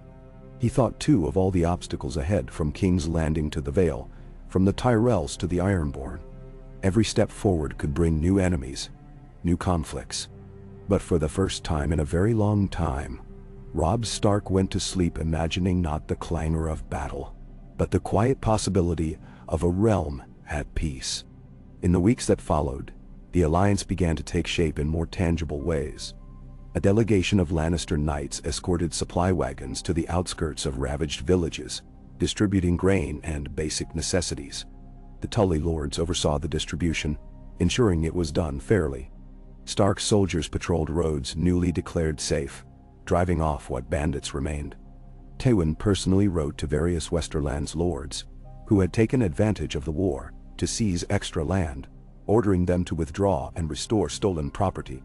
Each success, each small step toward normalcy, felt like another tenuous knot tying their houses together. Yet tensions simmered, and Robb knew it would take very little to reignite them. He made sure to keep close watch on Tywin, though he offered the older man increasing freedom within the castle and its immediate surroundings. On one occasion, Robb saw Tywin speaking quietly with an assembly of Lannister men in the courtyard. Robb approached, curious. Tywin noticed him and politely broke off his conversation. The men bowed and retreated. Tywin turned to Robb, simply reassuring them that their families are safe in the Westerlands, that they need not act rashly. Some personal matters, but rest assured, I gave them no order to defy our alliance. Robb studied Tywin's face, searching for any sign of duplicity. He found none. "Good," he said, "because I will not tolerate secrets that undermine what we've built here." Tywin's expression was guarded but not hostile. "I have no desire to undermine this alliance, young Stark. Not when I can see the benefits it is already reaping for both our peoples." He paused, then added, "I respect that you have kept your word thus far, that you have not tried to coerce me or my knights through dishonorable means. It speaks to your character, perhaps more than I expected." The admission, however faint, surprised Robb. He inclined his head. "I won't be called an oath-breaker. When I give my word, I keep it. Just as I expect you to do the same." The older man's gaze flickered. "Yes, and so we continue." One day, as the pale winter sun shone over Riverrun, Robb stood on a balcony overlooking the courtyard. He watched as Lannister men repaired sections of wall damaged in earlier sieges, working alongside Tully and Stark soldiers, lifting stones, passing mortar. It was a sight he never would have believed possible a few short moons ago. He felt a mix of cautious optimism and the ever-present weight of responsibility. Then he heard footsteps behind him. It was his mother. She came to stand by his side, following his gaze to the men laboring below. "They work together," she said softly, as though marveling at the fact. "In all my years, I never thought to see Lannisters and Starks in one cause." "Nor I," Robb confessed. "But necessity can make allies of us all. I only hope that necessity holds." "Nah." Catelyn turned to him, her eyes reflecting the faint sunlight. "I'm proud of you, Robb. You've carried a heavy burden, and you've done it with more wisdom than I knew you possessed." He smiled wryly. "I'm still learning. Every day brings another challenge. But we're here, Mother. We're closer to peace than we've been in a long while." She placed a hand on his shoulder. "Let us hope we can maintain it. And let us be ready for whatever trouble might surface." And so the alliance stood, for now. Tywin Lannister remained in Riverrun, sending out ravens and riders to shape the Westerlands' compliance. Robb Stark continued his role as king in the North and the Riverlands, juggling the needs of his people with the precarious demands of this new partnership. The great wheels of Westeros turned, grinding the bones of the unlucky beneath them. Yet in this corner of the realm, there was a fragile peace. It might be the start of a new order, or merely a respite before greater storms. No one could say. But for the moment, there was no sword raised between lion and wolf, and that in itself was a victory. In quiet corners of the castle, soldiers from both sides spoke in hushed tones about the strangeness of it all. Some shared stories of home, showed each other tokens of sweethearts left behind. Others remembered with sad eyes the battles that had claimed friends and kin. Tensions remained, but there was also a glimmer of understanding passing among them, as though men who had once stood on opposite sides of the battlefield now recognized a common humanity. Robb felt it too. Late at night, reviewing letters by candlelight, he was trying to secure the future with ink and promises. Yet he carried the memory of war etched on his soul. He sometimes heard the cries of dying men when the wind blew through the corridors. He remembered the sting of betrayal and the heartbreak of loss. Those memories would never leave him, nor would the memory of his father's execution, courtesy of the boy king in King's Landing. And yet, here he was, forging an alliance with the very family who had demanded his father's head. History might condemn him for making peace with House Lannister, or it might praise him as the king who brought stability back to a fractured realm. Time would tell. For now, all he could do was lead as best he could, trusting that a different path, though uncertain, might spare thousands from the horrors he had already witnessed. In the half-light of dawn one morning, Robb stood on the walls of Riverrun, gazing out at the shimmering waters. A gentle mist curled above the surface. Gray wind lay at his feet, muzzle on his paws, occasionally perking his ears at the sound of fish jumping. Robb thought of Winterfell and the crypts, of the day he left to march south. He had vowed vengeance, and he had won battles that made the realm shudder. He had been crowned by his men, accepted the mantle of king in the north. But wars do not always end in glorious victory. Sometimes they end in uneasy treaties, in alliances that defy logic but serve necessity. Robb felt a faint tremor of gratitude that he had seized the moment, had found a way not to condemn the North and the Riverlands to unending strife. Let the historians debate whether it was victory or surrender. He could only see the exhausted faces of his people and know that they deserved a respite. He leaned on the rampart, closed his eyes, and let the cool breeze brush across his face. Then he whispered words he had heard his father speak once, words that were not in the official motto of House Stark, but which Ned Stark had believed in. We must protect those who cannot protect themselves. A simple vow, but one that guided him now. He would protect them by any means necessary, even if that meant clasping hands with the lion he had once dreamed of slaying. He would watch Tywin Lannister with sharp eyes. He would prepare for the worst, yet strive for the best. And so, as the sun rose over Riverrun, Robb Stark found a slender hope stirring in his heart. The hope that the war might truly end, and that from the broken pieces of the Seven Kingdoms, they could forge something better, if only they dared. Robb Stark remained on the battlements a while longer, the hush of pre-dawn turning slowly into the hum of morning. On the courtyard below, men stirred from their pallets, rubbed sleep from their eyes, and set about their tasks. Some distributed water from the well, others carried sacks of oats and flour toward the kitchen to feed the still-waking keep. From his vantage, Robb could see Tywin's banner, a red lion on a field of gold, hanging beside the direwolf of Stark and the leaping trout of Tully. An arrangement no one would have believed possible just moons before. He inhaled slowly, letting the crisp air fill his lungs. The wind carried the sharp scent of wet stone and the gentle tang of the river. His hair ruffled around his face, and he felt gray wind press his flank against his leg. The dire wolf's presence, a living reminder of the north. Home felt so far away.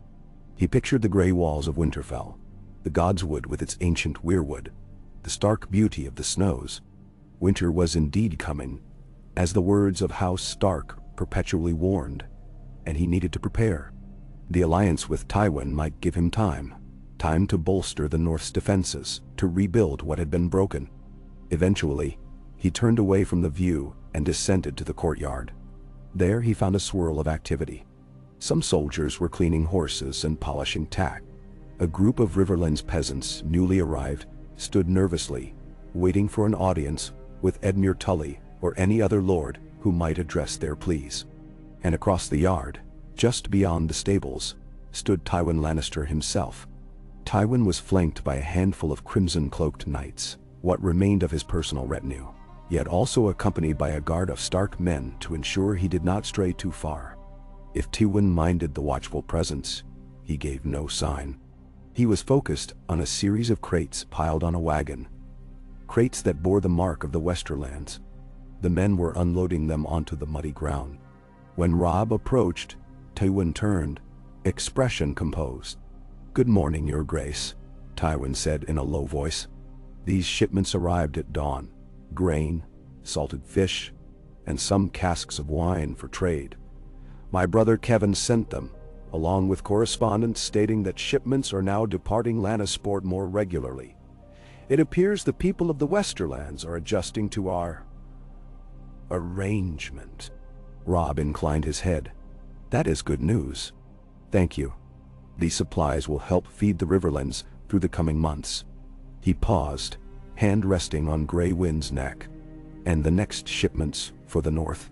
Tywin watched the crates being unloaded with the keen eye of a man who had managed vast stores of wealth and provisions for decades. "You can expect them in a fortnight, perhaps sooner if the roads are clear. I have men ensuring that the routes through the neck remain safe enough for caravans, though they must be cautious near Moat Cailin. The Ironborn threat is not entirely extinguished, and bandits lurk." "Bastemol." Robb nodded in acknowledgement. "My uncle, the Blackfish, has kept men watching those roads as well. It is in all our interests to see that they remain open. Winter is coming, and the North will need every scrap of food it can get." Tywin regarded him with a critical gaze. "Indeed. One of many reasons why House Lannister has chosen to make this alliance. A starving North does not bode well for trade or for the realm's stability." Robb refrained from bristling at the subtle edge in Tywin's tone. "Necessity," he reminded himself. "This alliance was built on mutual need, not on warm sentiments. I appreciate the supplies, Lord Tywin. Let us ensure that, as they travel, they bear the combined sigils of lion and wolf. It may dissuade would-be raiders if they understand they'd be attacking both our houses at once." Tywin gave a single curt nod of agreement. "Very well." They parted ways soon after, each to his tasks. Robb moved toward the dais in the Great Hall, where a short line of petitioners had formed. The hall was bustling with Tully men, visiting northern lords, and a scattering of Lannister knights. The combined presence still felt alien, former foes side by side. It stirred a swirl of tension that never fully dissipated, always present like a half-heard chord. Catelyn Stark was already seated on a cushioned chair near the dais, her posture straight, her face composed into a mask of courtesy that Robb recognized as both welcoming and guarded. When she saw him approach, she gave a slight, weary smile. He returned it, then gestured for the first petitioner to step forward. A middle-aged farmer and his wife came forward, bowing low. They wore mud-stained boots and patched garments, signs of the hardship inflicted by the war. Their voices trembled as they recounted how raiders, once wearing Lannister colors, another time wearing no colors at all, had destroyed their home and stolen half their livestock. The wife clutched her husband's arm, pleading for protection and recompense. Robb listened intently. He felt a pang of guilt at their plight. For though peace was forging here at Riverrun, many villages still reeled from months of chaos. "We have begun distributing supplies in the outlying hamlets," he said gently. "We can ensure you receive enough seed and tools to rebuild, and I will instruct a patrol to sweep the area, clear out any remaining raiders or outlaws. If you know of any specific men who attacked you, I urge you to tell the guards. We will hold them accountable." "We will hold them accountable." The farmer bowed lower. "Thank you, Your Grace. My lady," he added, glancing at Catelyn. "We're grateful for any aid. It's been so long since we felt safe." When they departed, Catelyn let out a soft sigh. "This is what you've inherited, Robb. A war-torn land, a people battered by suspicion and fear." "Nantrice." He nodded, pressing a hand to his temple. "I know. But if the alliance with Tywin holds, at least these raids might end. And in time, we can rebuild. That's the hope." The line moved forward. A blacksmith from a nearby village asked permission to sell his wares along the Green Fork. Now that the roads were patrolled, a small folk mother sought a missing son who'd been pressed into service as a soldier under some rogue sellsword. Each tale revealed another layer of the war's cost. Each time, Robb tried to respond with empathy and a plan. Supplies here, an escort there. It was a fragile process, but it was something. By midday, he was weary. His stomach rumbled, and he beckoned a servant to bring bread and cold meat so he could eat without leaving the dais. Catelyn stepped aside to speak with Edmure, who had just entered, a scowl pinching his features. Robb watched them exchange hushed words. He guessed Edmure had received some fresh piece of troubling news. In truth, Edmure was still grappling with the presence of Tywin Lannister. More than once, Robb had overheard him muttering that the man who had nearly destroyed the Riverlands now roamed Riverrun's halls with nary a chain. Yet Edmure performed his duties diligently, receiving his own share of petitioners, distributing resources, and mustering Tully men to guard vulnerable territories. The friction between him and Tywin might never ease, but so long as Edmure did not openly defy Robb's commands, the uneasy peace would persist. After the last petitioner left, Robb stepped down from the dais and let out a long breath. Grey Wind, who had lain quietly near his feet, rose and shook out his thick coat, then nuzzled Robb's hand. Robb ruffled the direwolf's ears. "You're as tired as I am, eh?" he murmured. His mother, noticing the slump in his shoulders, approached. "Go rest, Robb. You hardly slept last night. I can oversee any new arrivals." But he shook his head. "I have a meeting with Lord Tywin and some of his knights in the Sola." He glanced around to ensure no one overheard. "We're discussing how best to coordinate the next wave of supply shipments north. Also, he wants to talk more about the matter of a betrothal." He frowned, uneasy. "We cannot avoid that subject much longer. If King's Landing challenges our alliance, we'll need an unassailable show of unity." Catelyn's expression hardened with concern. "There must be another way. Marriage is a powerful tool, I know. But you cannot simply force." "I know," he said quickly, rubbing his neck. He felt the weight of leadership pressing down. "I won't force anyone. But if I present the possibility of a betrothal, perhaps it'll buy us enough time and goodwill to outmaneuver any attempts to undermine the truce." "Then..." Catelyn sighed, brushing a strand of auburn hair from her face. "Do what you must, Robb, but be careful. I've seen how quickly alliances shift when marriage is used merely as a bond for power. Sometimes it leads only to betrayal and heartbreak." He caught the edge in her tone and thought of her own sister, Lysa, whose marriage to Jon Arryn had been a strategic one. That arrangement had ended in tragedy, leaving Lysa isolated and paranoid in the Eyrie. Yes, marriages in the Seven Kingdoms could be fraught with peril.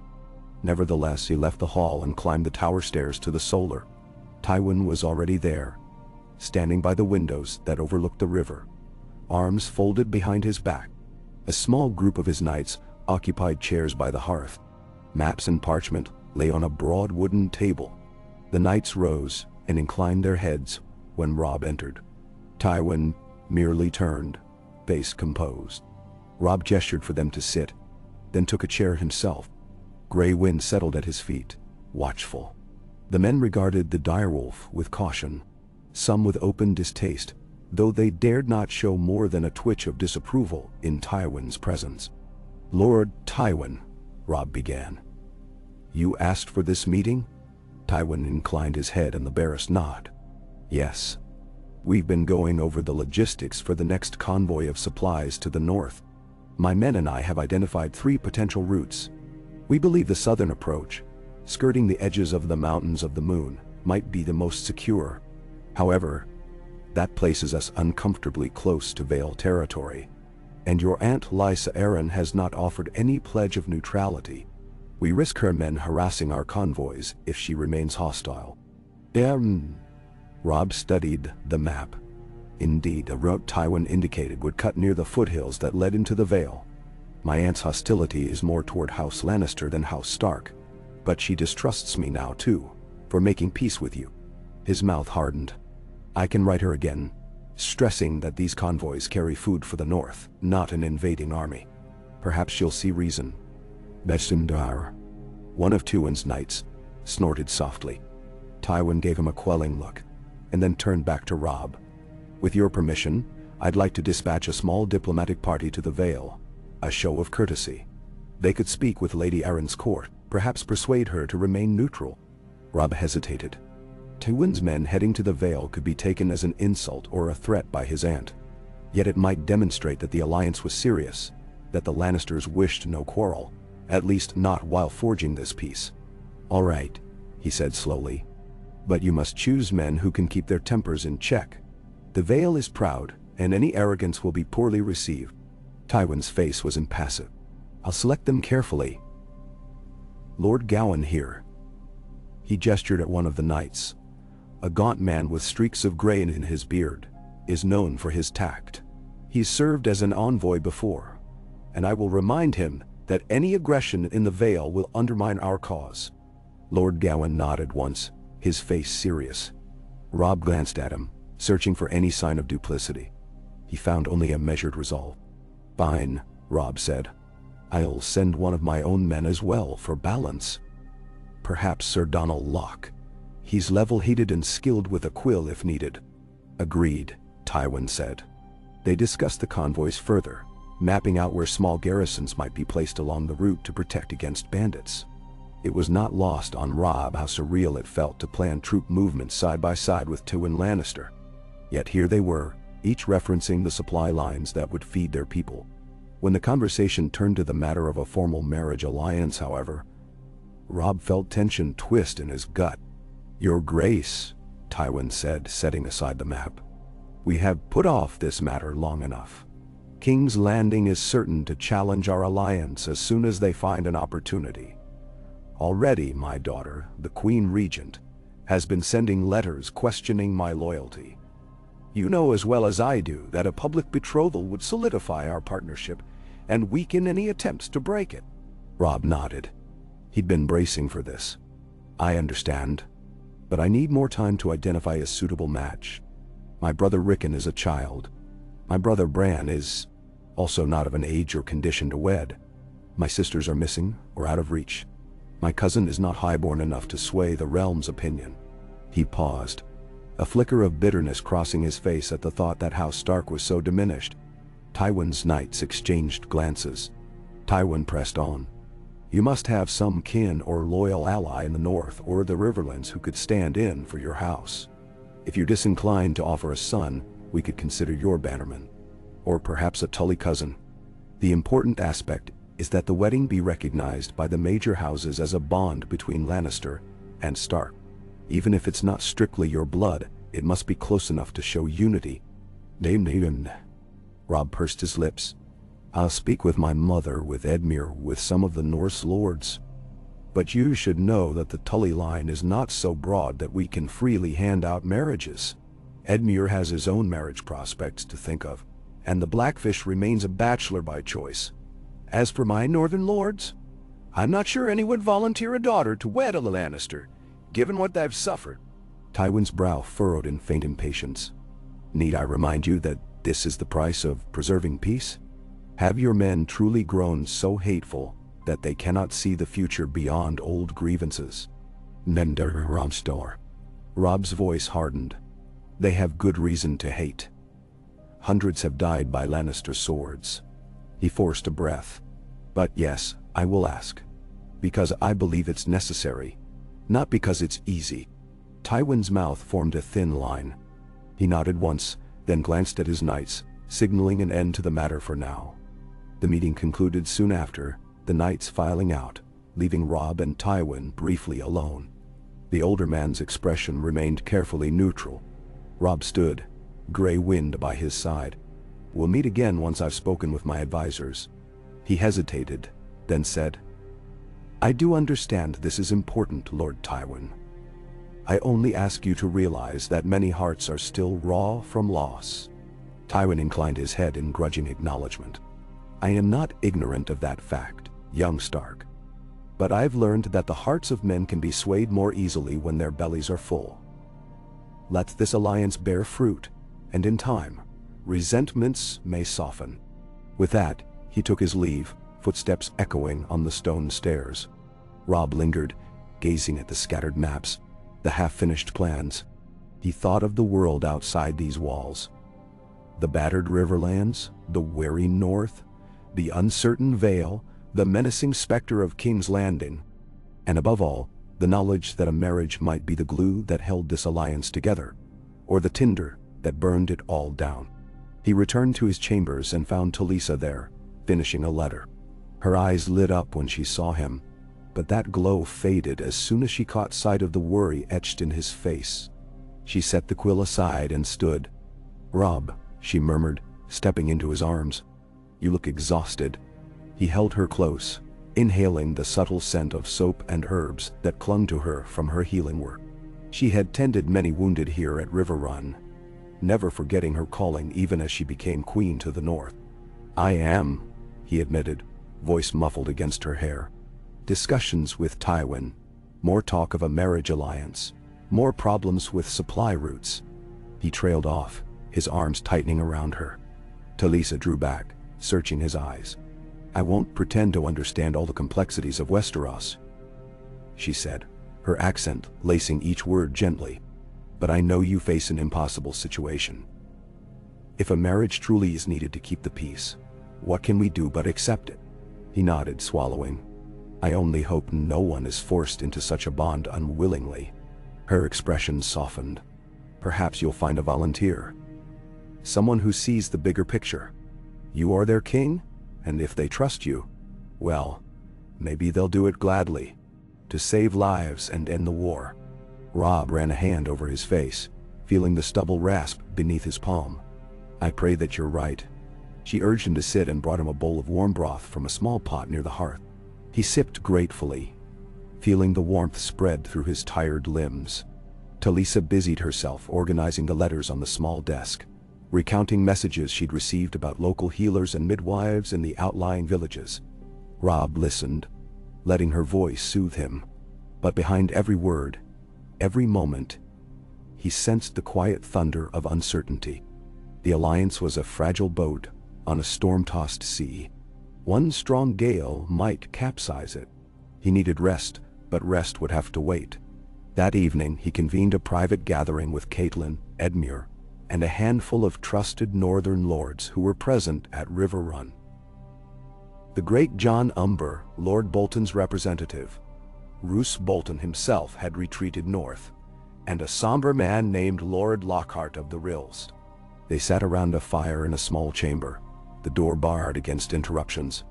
Gray wind prowled near the threshold, unsettling some of them. But Robb did not send the direwolf away. He wanted to remember the North as he made decisions that would affect it. He explained Tywin's insistence on a marriage alliance, keeping his voice level. "We all know how distasteful it sounds, but the truth is that half the realm will not believe in this peace without such a bond. Tywin claims it will hold King's Landing at bay, that if the realm sees we're united by more than words, they'll think twice before challenging us." Great John Umber snorted, reaching for a flagon of ale. "A wedding with the damned lions? My lord, we'd as soon wed a fox to a hound. The North won't be pleased." Catelyn gave him a steady look. "Nor will the Riverlands. But if it spares us more bloodshed, we must consider it." "Mentimisi." Edmure scowled, arms folded tight across his chest. "I have no desire to see any Tully wed to a Lannister. Not after what they've done here. But I can't ignore the logic. If we truly want to rebuild, perhaps this is the sacrifice that's required." Lord Lockhart spoke in a measured tone, eyes fixed on Robb. "We are your men, your grace. If it's necessary, we will not stand in the way. But who among us would volunteer a daughter or a sister to such a union? Lannister gold might be abundant, but the grudges run deep." "No."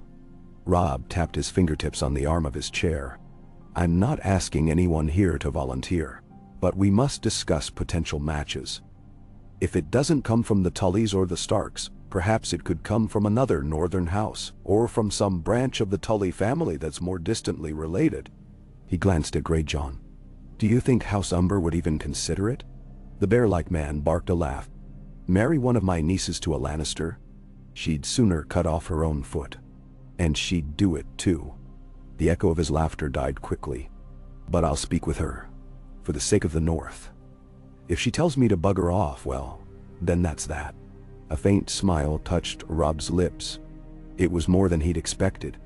Lord Lockhart murmured that he had a cousin who was still unwed, though she was closer in age to Tywin himself than a younger generation. That might be a mismatch, and possibly an insult if not handled delicately. Eventually, Edmure pushed to his feet, pacing near the fire. His shadow jumped across the walls. I can't believe we're here, discussing which one of us will tie our bloodline to Lannisters. He shook his head bitterly.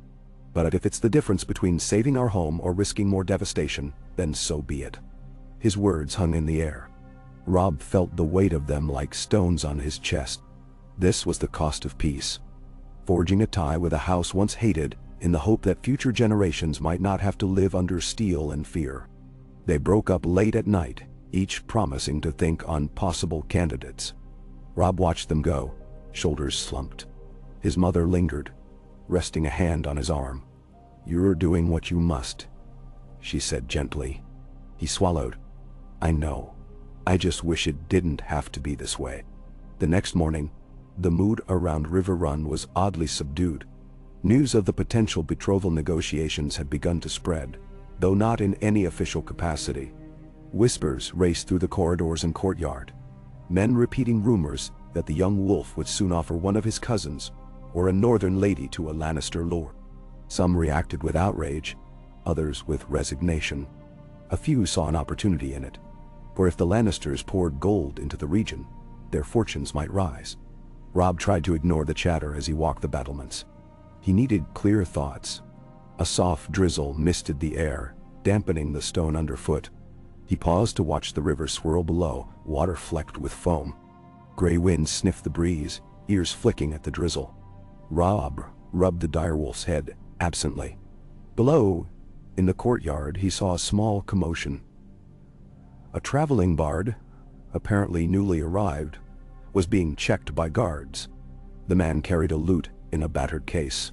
A donkey stood behind him, laden with sacks. The guards rummaged through the sacks as the bard gestured in harmless protest, likely insisting he only meant to entertain. It was a small scene, but it struck Robb how far they'd come that a bard dared approach Riverrun again. There had been a time not long ago when the roadways were too dangerous for such folk. Now they tested the waters of peace. Maybe it was a sign that normalcy was creeping back, one day at a time. He continued along the wall walk, greeting a few Tully archers stationed there. They stood straighter at his approach, offering him stiff salutes. One, a young man with a bandaged arm, gave a shy smile. "Your Grace, an honor." Robb nodded in return, a flicker of warmth in his chest. These men believed in him, saw him as their protector. He hoped he could live up to that faith. Soon after, he descended to the yard, intending to review the state of the stables. But partway down the steps, he encountered Tywin Lannister making his way up, accompanied by a single guard on each side. The older man halted, letting Robb pass, then joined him so they were walking side by side. Tywin's gaze flickered across the courtyard. The men seemed calmer. Tensions are not gone, but they've dulled. Perhaps they grow used to seeing us work together. "Perhaps," Robb said, stepping carefully on the damp steps. "I've met with my advisors. We're exploring marriage candidates.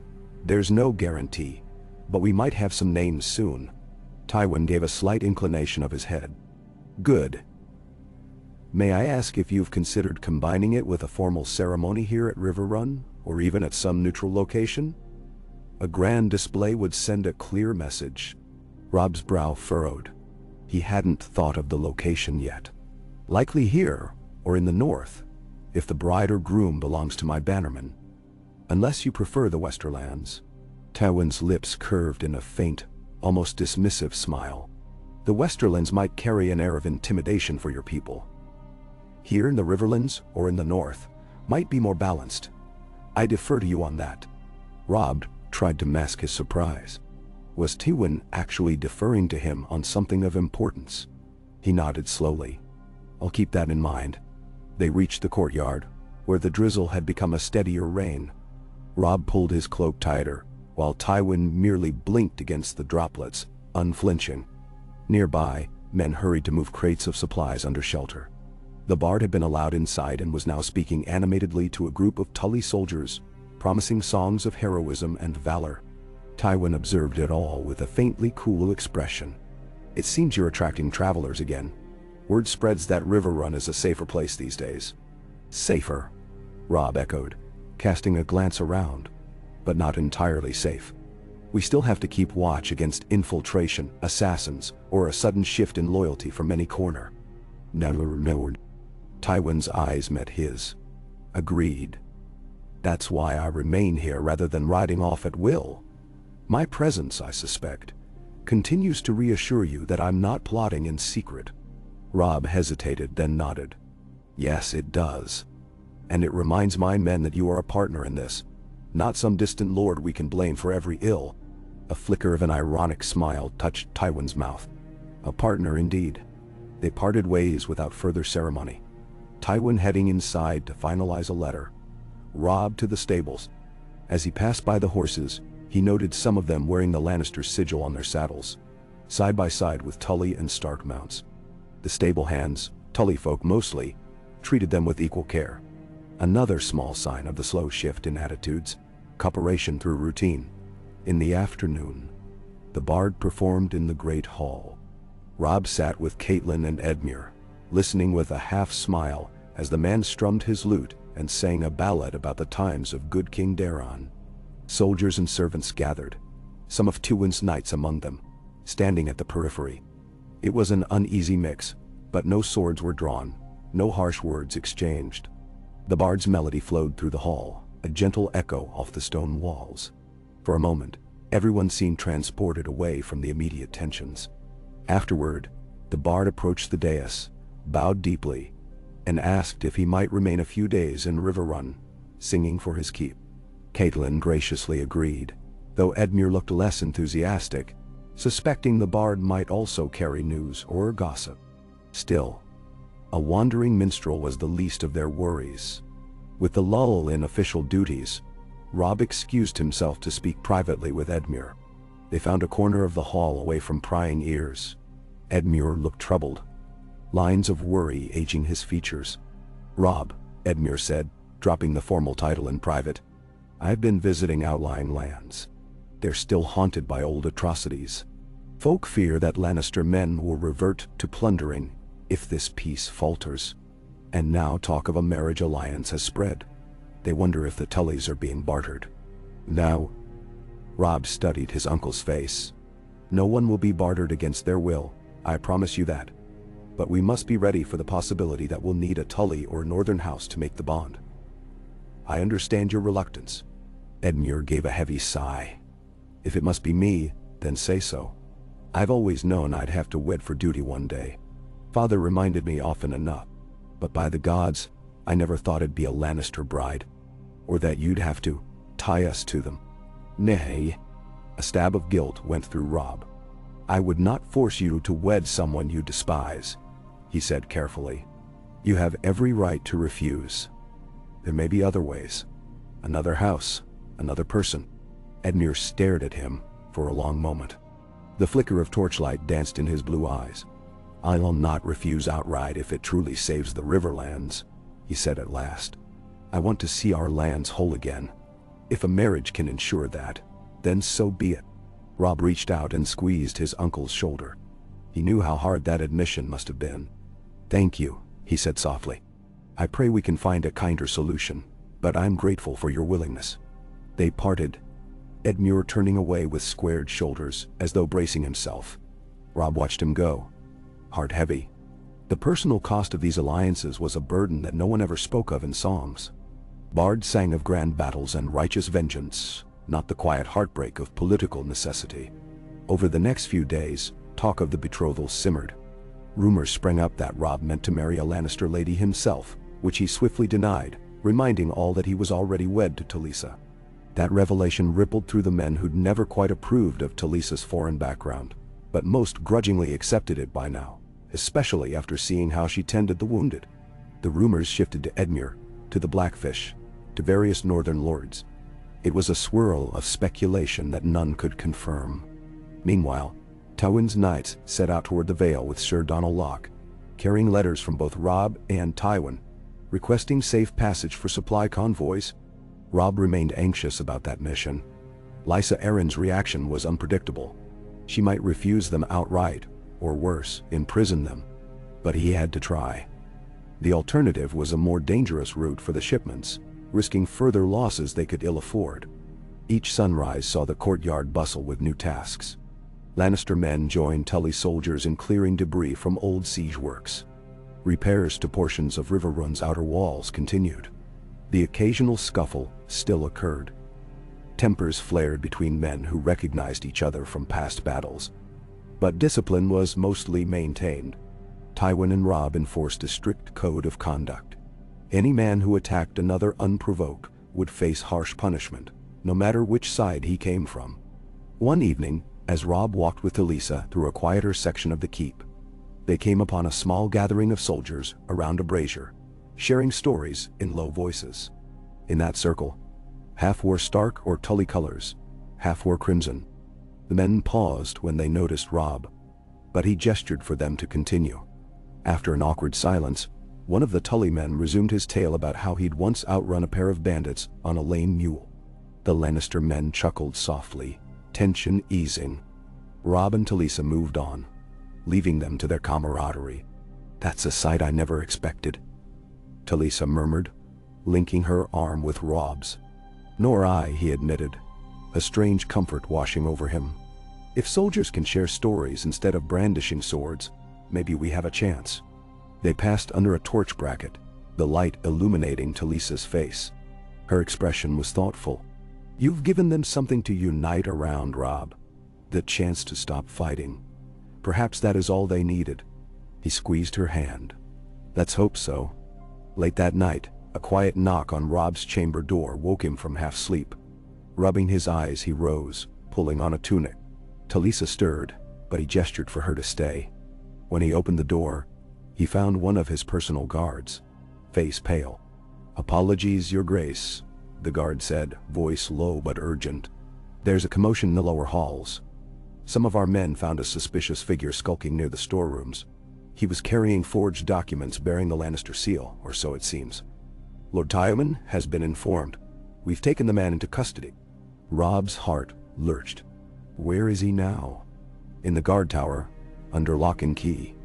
He's claiming to be just a merchant's clerk, but the papers he had suggest otherwise. Robb threw on his cloak and buckled his sword belt. He left Talisa with a brief reassurance that he'd return soon, then followed the guard through the dimly lit corridors. A damp chill clung to the stones, and their footsteps echoed in the hush. They passed an intersection where a pair of Lannister knights stood watch, looking tense. But they said nothing as Robb swept by. In the guard tower's cramped antechamber, Edmure, looking half-dressed and bleary-eyed, stood with a few Tully soldiers.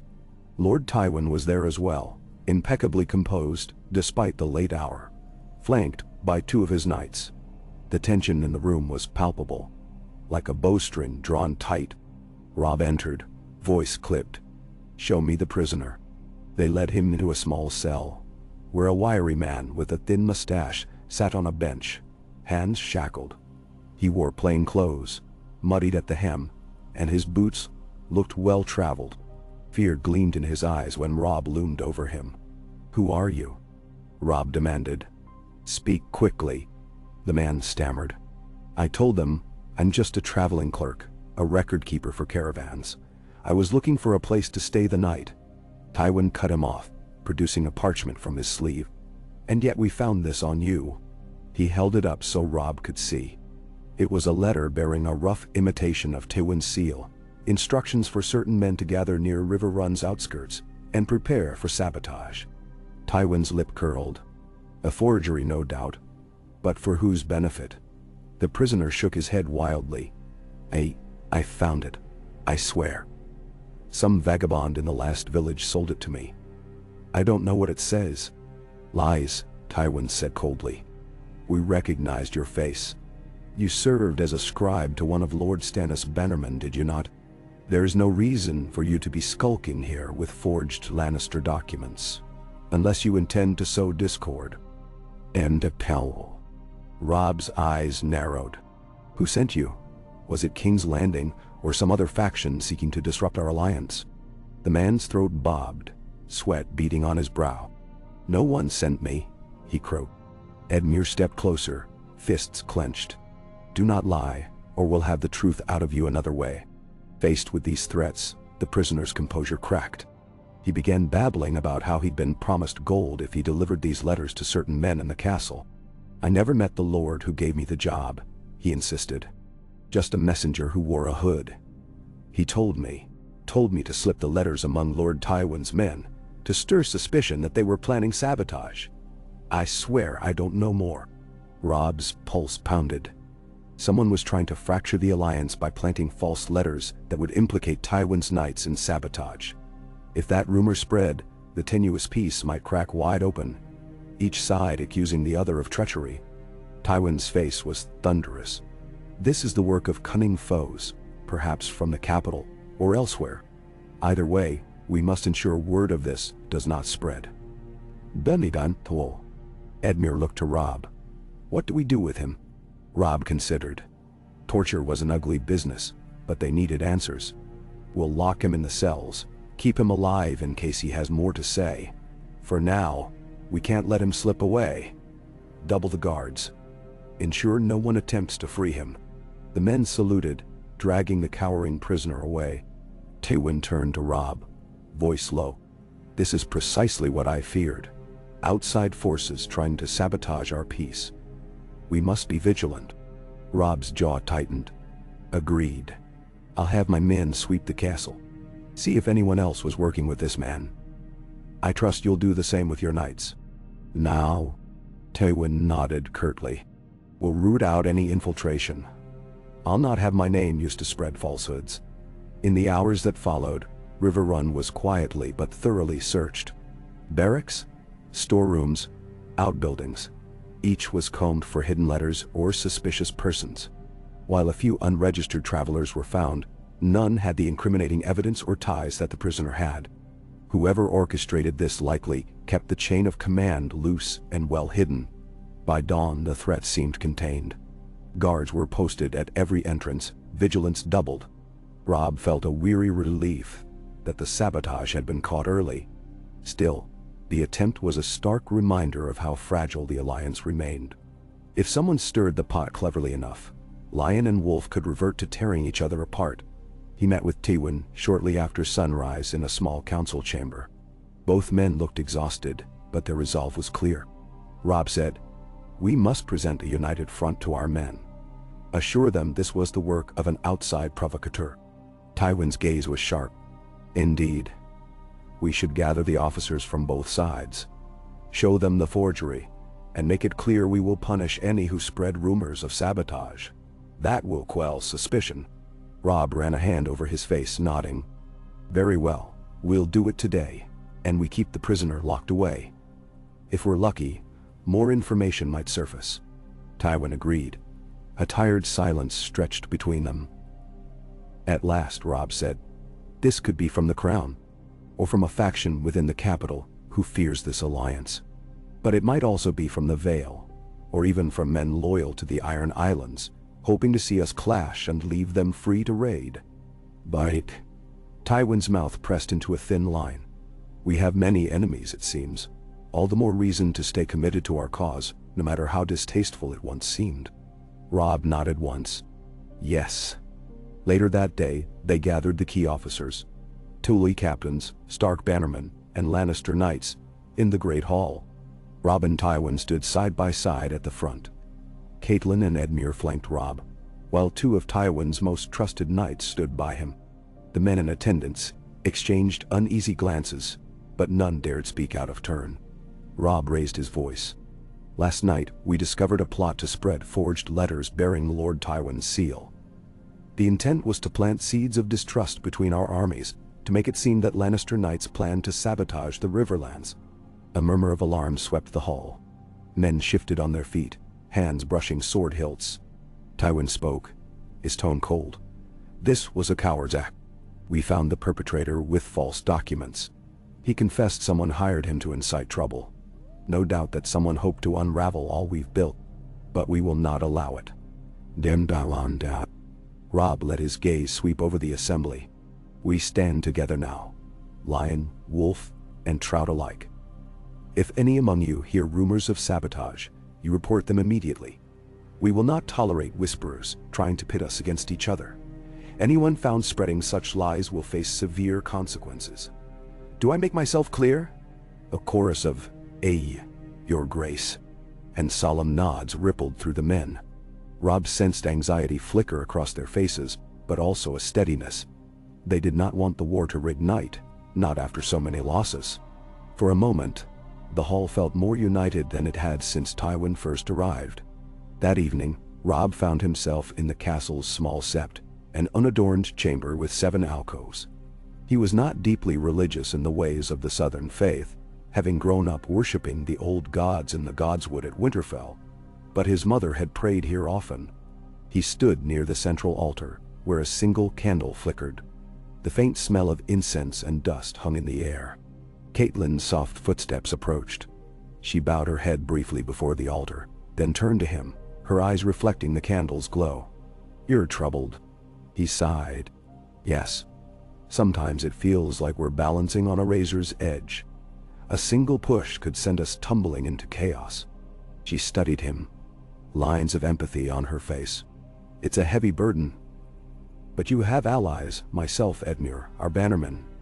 Even Tywin, as strange as that sounds, is an ally now. We will catch these saboteurs if they try again." He gave a small nod. "I know. But I wonder if this is just the beginning. How many attempts will be made before we can truly stand without fear of betrayal?" Her gaze flicked to the icons of the 7. "Faith can guide us, but we must guide ourselves too. Take heart, Robb. You've come this far. We're close to establishing a true peace." He wished he shared her confidence. But perhaps he could take some solace in the progress they had made. House Lannister and House Stark, once at each other's throats, now collaborated on supply routes and negotiations. The prisoner in the tower was living proof that others feared their unity enough to try to sabotage it. In the days that followed, the alertness within Riverrun remained high. Guards questioned travelers more thoroughly, and lines of communication were established to ensure both Stark and Lannister officers could quickly share intelligence. Each morning, Robb would meet briefly with Tywin, exchange updates, then go about addressing the needs of the keep. His mother and Edmure continued to consider the possibility of a Tully Lannister marriage, though no official steps had been taken. The Great John had sent a raven north to inquire if his niece might even entertain the notion of a match, though the reply had not yet arrived. Robb half expected an enraged refusal. One afternoon, as Robb was helping oversee the distribution of new shipments that had arrived from the Westerlands, he spotted Tywin watching from a short distance, arms folded, expression unreadable. The large wagons were marked by the lion sigil, carrying crates of grain, salted fish, and even some precious barrels of olive oil from the southern coasts. Tully and Stark soldiers guided the wagons to storage areas, while scribes tallied the contents. After a moment, Robb approached Tywin. "More supplies than expected," he noted. "Your men must have raided every storehouse from Lannisport to the Golden Tooth." Tywin inclined his head. "We had stockpiles intended for the war effort.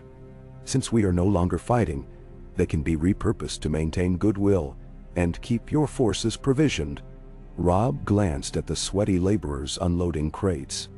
"They'll appreciate it." He hesitated, then said quietly, "Thank you. You're upholding your end of the treaty." "And?" Tywin's face remained serious. "You uphold yours.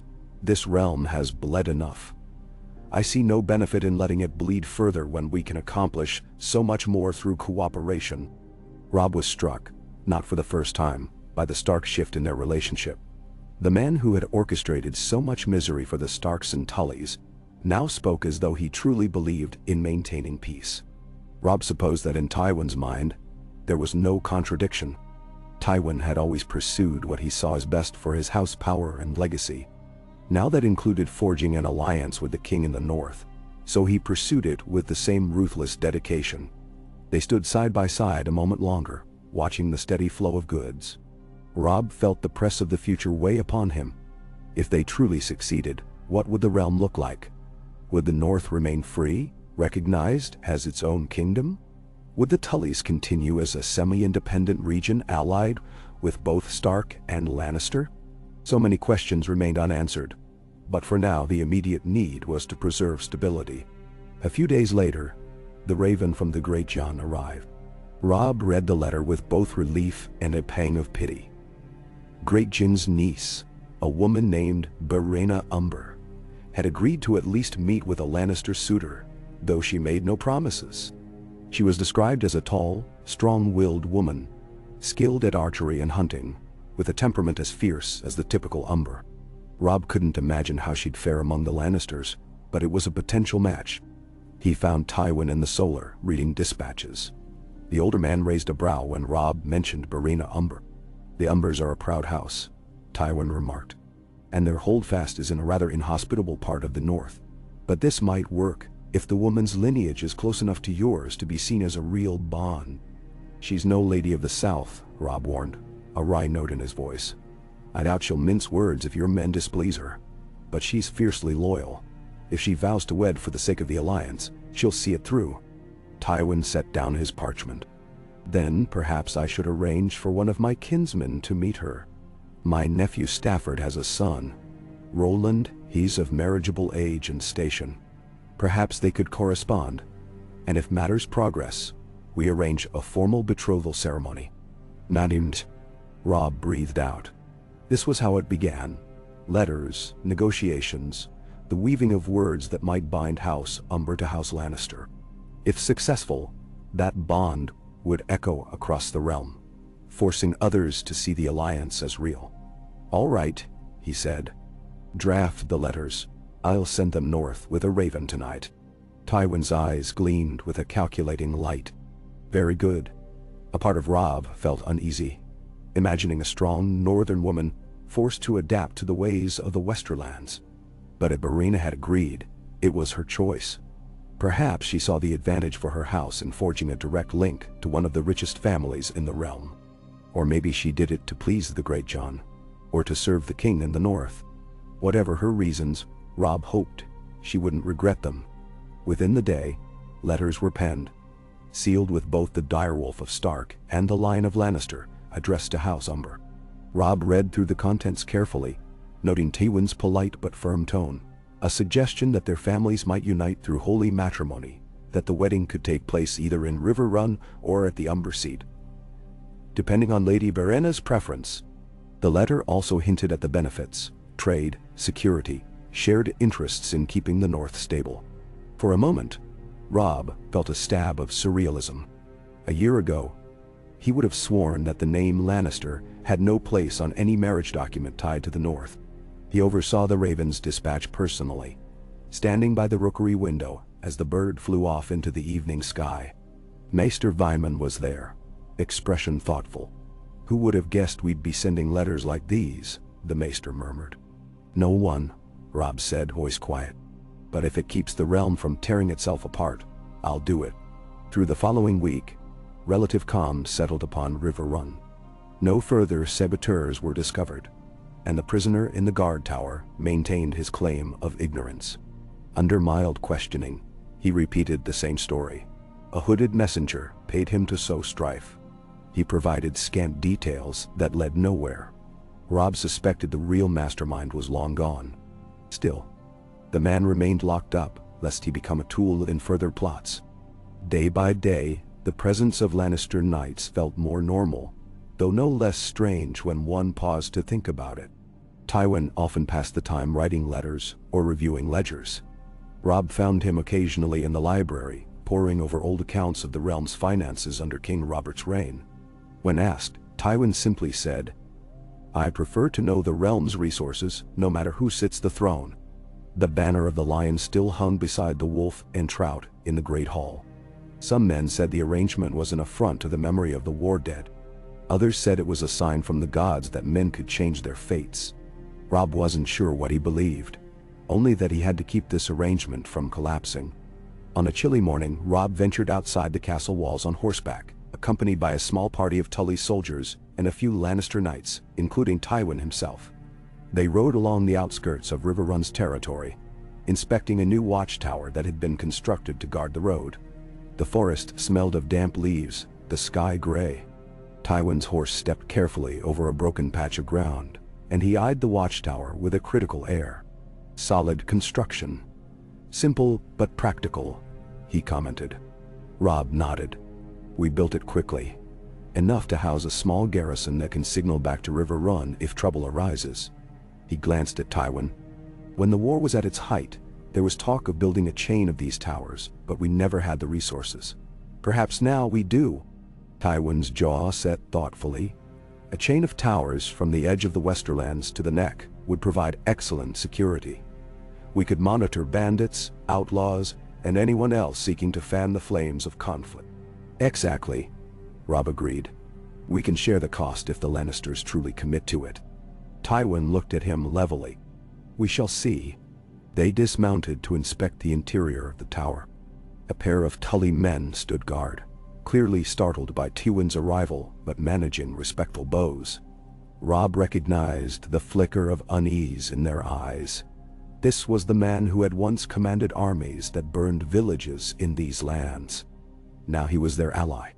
Within the tower's single room, a small hearth glowed with embers. The men stationed there described their daily routines, the signals they used, torches or horns if they spotted suspicious activity. Tywin asked a few pointed questions about how quickly they could alert Riverrun. The guards answered as best they could, flush-faced under his scrutiny. Robb noticed Tywin's hands briefly gripped the edge of a wooden table, knuckles pale. The older man still radiated an aura of authority, even in this cramped setting. For a moment, Robb wondered if Tywin recalled commanding raids in these very forests. But if so, he showed no sign of regret. Only an unswerving focus on ensuring that future threats did not catch them unawares. Back outside, they remounted. The Lannister knights rode a short distance ahead, conversing in hushed tones. Robb took the opportunity to speak quietly to Tywin. How do you feel about all this truly? About forging a new reality in a land where we were once enemies? Tywin's answer was measured. I feel that it is necessary. I've never been one for idle sentiment. War served my family's interests when it began. Now peace serves them better. One must adapt to the times or one's house falls. Robb eyed him sidelong. What of the families who curse your name for what has happened here? They might never accept your presence. Mwah. Tywin's mouth tightened. Let them curse. I cannot change the past, nor can you. But we can shape the future. If their children grow up in a realm without war, perhaps their curses will fade. Robb couldn't argue with that logic. He disliked cold pragmatism, but he recognized that Tywin was not looking for personal redemption. He was securing House Lannister's power. If that also brought stability, then so be it. They headed back toward Riverrun, the horses' hooves thudding over the damp ground. The river glistened in the distance, reflecting the dull sky.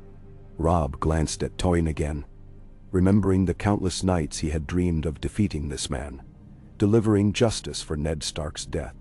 And now they were riding side by side. It was enough to make his head spin. Once inside the castle gates, they parted ways. Tywin returned to the keep to pen more letters, while Robb dismounted and handed the reins to a stable hand. Grey Wind, who had bounded alongside them all day, trotted up, tongue lolling. Robb gave the direwolf an affectionate pat, then turned to see Edmure approaching, looking animated. Edmure beckoned him aside. A raven came from King's Landing, he said in a hushed but urgent voice. Word is, the King's Council is in turmoil. Margaery Tyrell exerts influence over Joffrey, while your sister Sansa is still betrothed to someone in the capital. I'm not entirely certain who. The letter suggests there's a faction that wants the Lannisters to turn on us again, to show dominance. Robb clenched his jaw. Sansa.it. He hadn't heard from her in so long, and the accounts of her situation changed by the month. And so they want Tywin to break the alliance? Apparently. Or at least test it. See if you'll flinch. They're impatient for him to reassert the crown's authority, Edmure said. Which means we should be prepared for more meddling. possibly more saboteurs or attempts to undermine us in other ways. They might try to lure Tywin back under the king's banner with promises or threats. Robb exhaled sharply. We'll have to show Tywin that turning on us would be a mistake.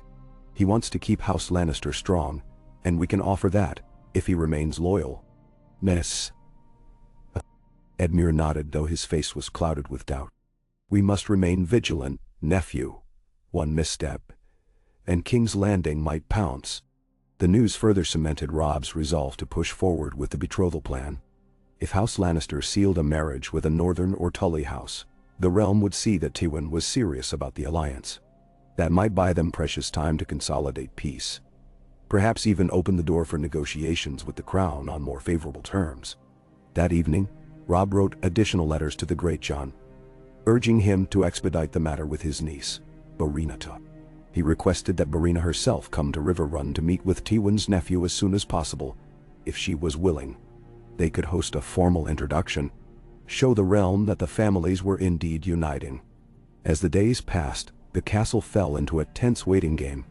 Each raven from the north, or from the Westerlands, might bring news of whether Barina was on her way. Each rumor from King's Landing might signal new threats. Tywin kept to his routines, reviewing finances, meeting with Robb and the Tully lords, occasionally patrolling the corridors with an air of watchful calm.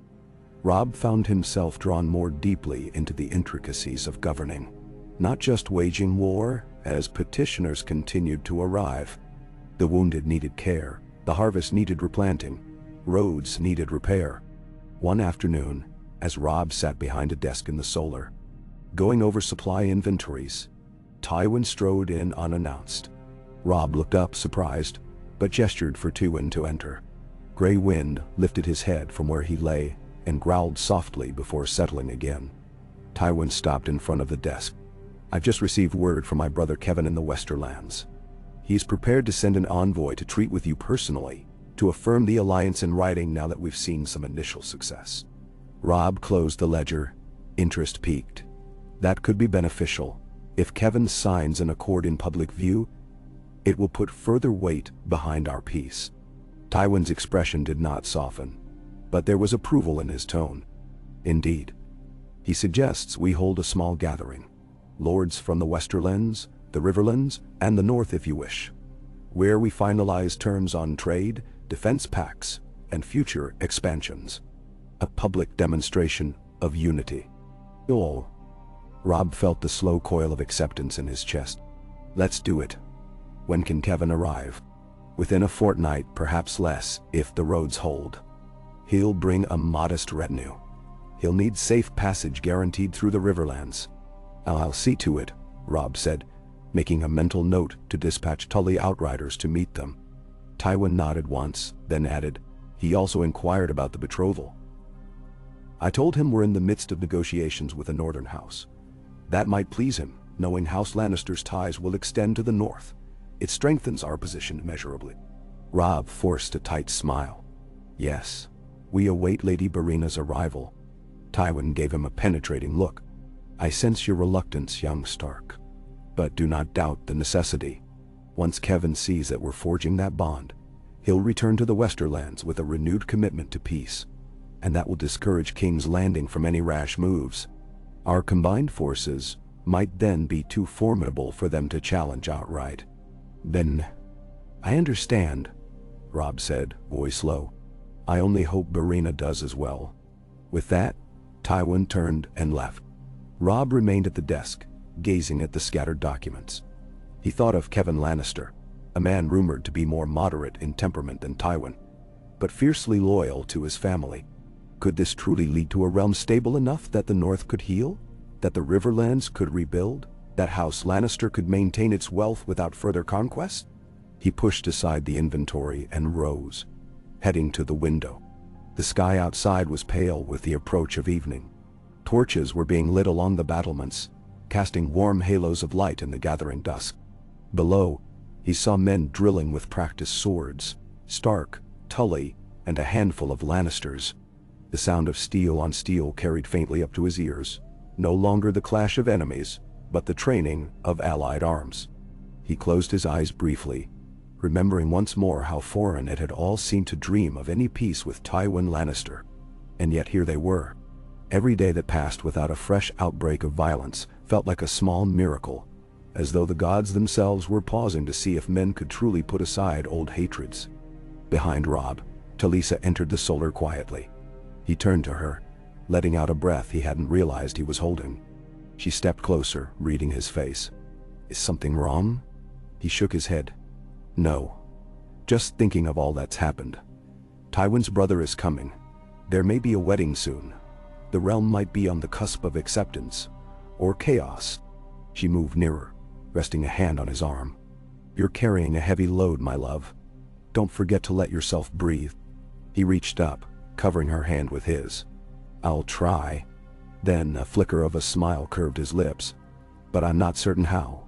We're forging a new path, one the realm has never seen." She leaned in, her gaze steady. "I know you'll do what's best, even if it's hard. That's who you are." He drew her into a gentle embrace, feeling the warmth of her against him. For a moment, he allowed himself to simply exist in that quiet closeness, shutting out the demands of kingship, the complexities of alliances, the ghost of war. Then, with a soft sigh, he pulled back and nodded. "Let's go. We should eat before the day grows too late. Tomorrow will bring more tasks." They left the solar arm in arm, descending to the hall where dinner was being laid out. Along the way, they passed a pair of Lannister knights who bowed politely, stepping aside. Robb offered a curt nod, still unaccustomed to such submission from those once bent on his destruction. Each small moment was a reminder that he now navigated a world tilted on its axis, full of uncertain possibilities. As they entered the great hall, the mingled scents of roasted fowl, fresh bread, and spiced wine enveloped them. Servants moved about with platters. Edmure was already seated at the high table, speaking quietly with Catelyn. Tywin was present as well, although he sat a polite distance away, conversing in low tones with a handful of Tully lords. As Robb took his seat, the noise in the hall dipped momentarily, all eyes turning to the king in the north. He exchanged glances with Tywin. No hostility, just the shared understanding that they needed to keep up appearances. Then Robb turned his attention to his plate, the simple act of eating feeling both mundane and symbolic. They were all gathered under one roof, sharing a meal, forging peace in each bite and each passing moment of calm. During the meal, the bard who had lingered at Riverrun offered a tune. His voice rose, telling a gentle story of lost lovers reuniting after a long war. Normally, such a sentimental ballad might not catch Robb's interest, but tonight, he found himself listening with subdued yearning. Was it possible, he wondered, that the realm could find its own reunion after the havoc of war? Could the lion and the wolf truly stand together without bloodshed, forging a future for all those who had lost so much? He glanced around at the hall's occupants. Tully men ate near Lannister knights without brandishing knives. Northern bannermen conversed at a table near the dais. Servants poured wine, some with the red lion stitched next to the trout and wolf. It was an odd tapestry of improbable unity. The flicker of torchlight revealed cautious hope in some faces, resignation in others, but seldom the raw hatred that once ruled. When the bard finished, a smattering of polite applause ran through the hall. Robb caught Tywin's eye again. The older man regarded him, face inscrutable. Then Tywin inclined his head almost imperceptibly, a sign of acknowledgement, if not warmth. Robb gave a slight nod in return. Yes, he thought. This was their new reality. Each day they held it together was another step forward. Perhaps one day, the realm would tell stories of how the young wolf and the lion of Lannister turned enemies into allies. Or perhaps those stories would end in fresh betrayal and tragedy. The future was unwritten, as fragile as the candle flames dancing on the tables. But for tonight, there was a hush over the hall, a space free of open conflict. And in that hush, Robb Stark dared to believe that peace, however tenuous, might yet hold.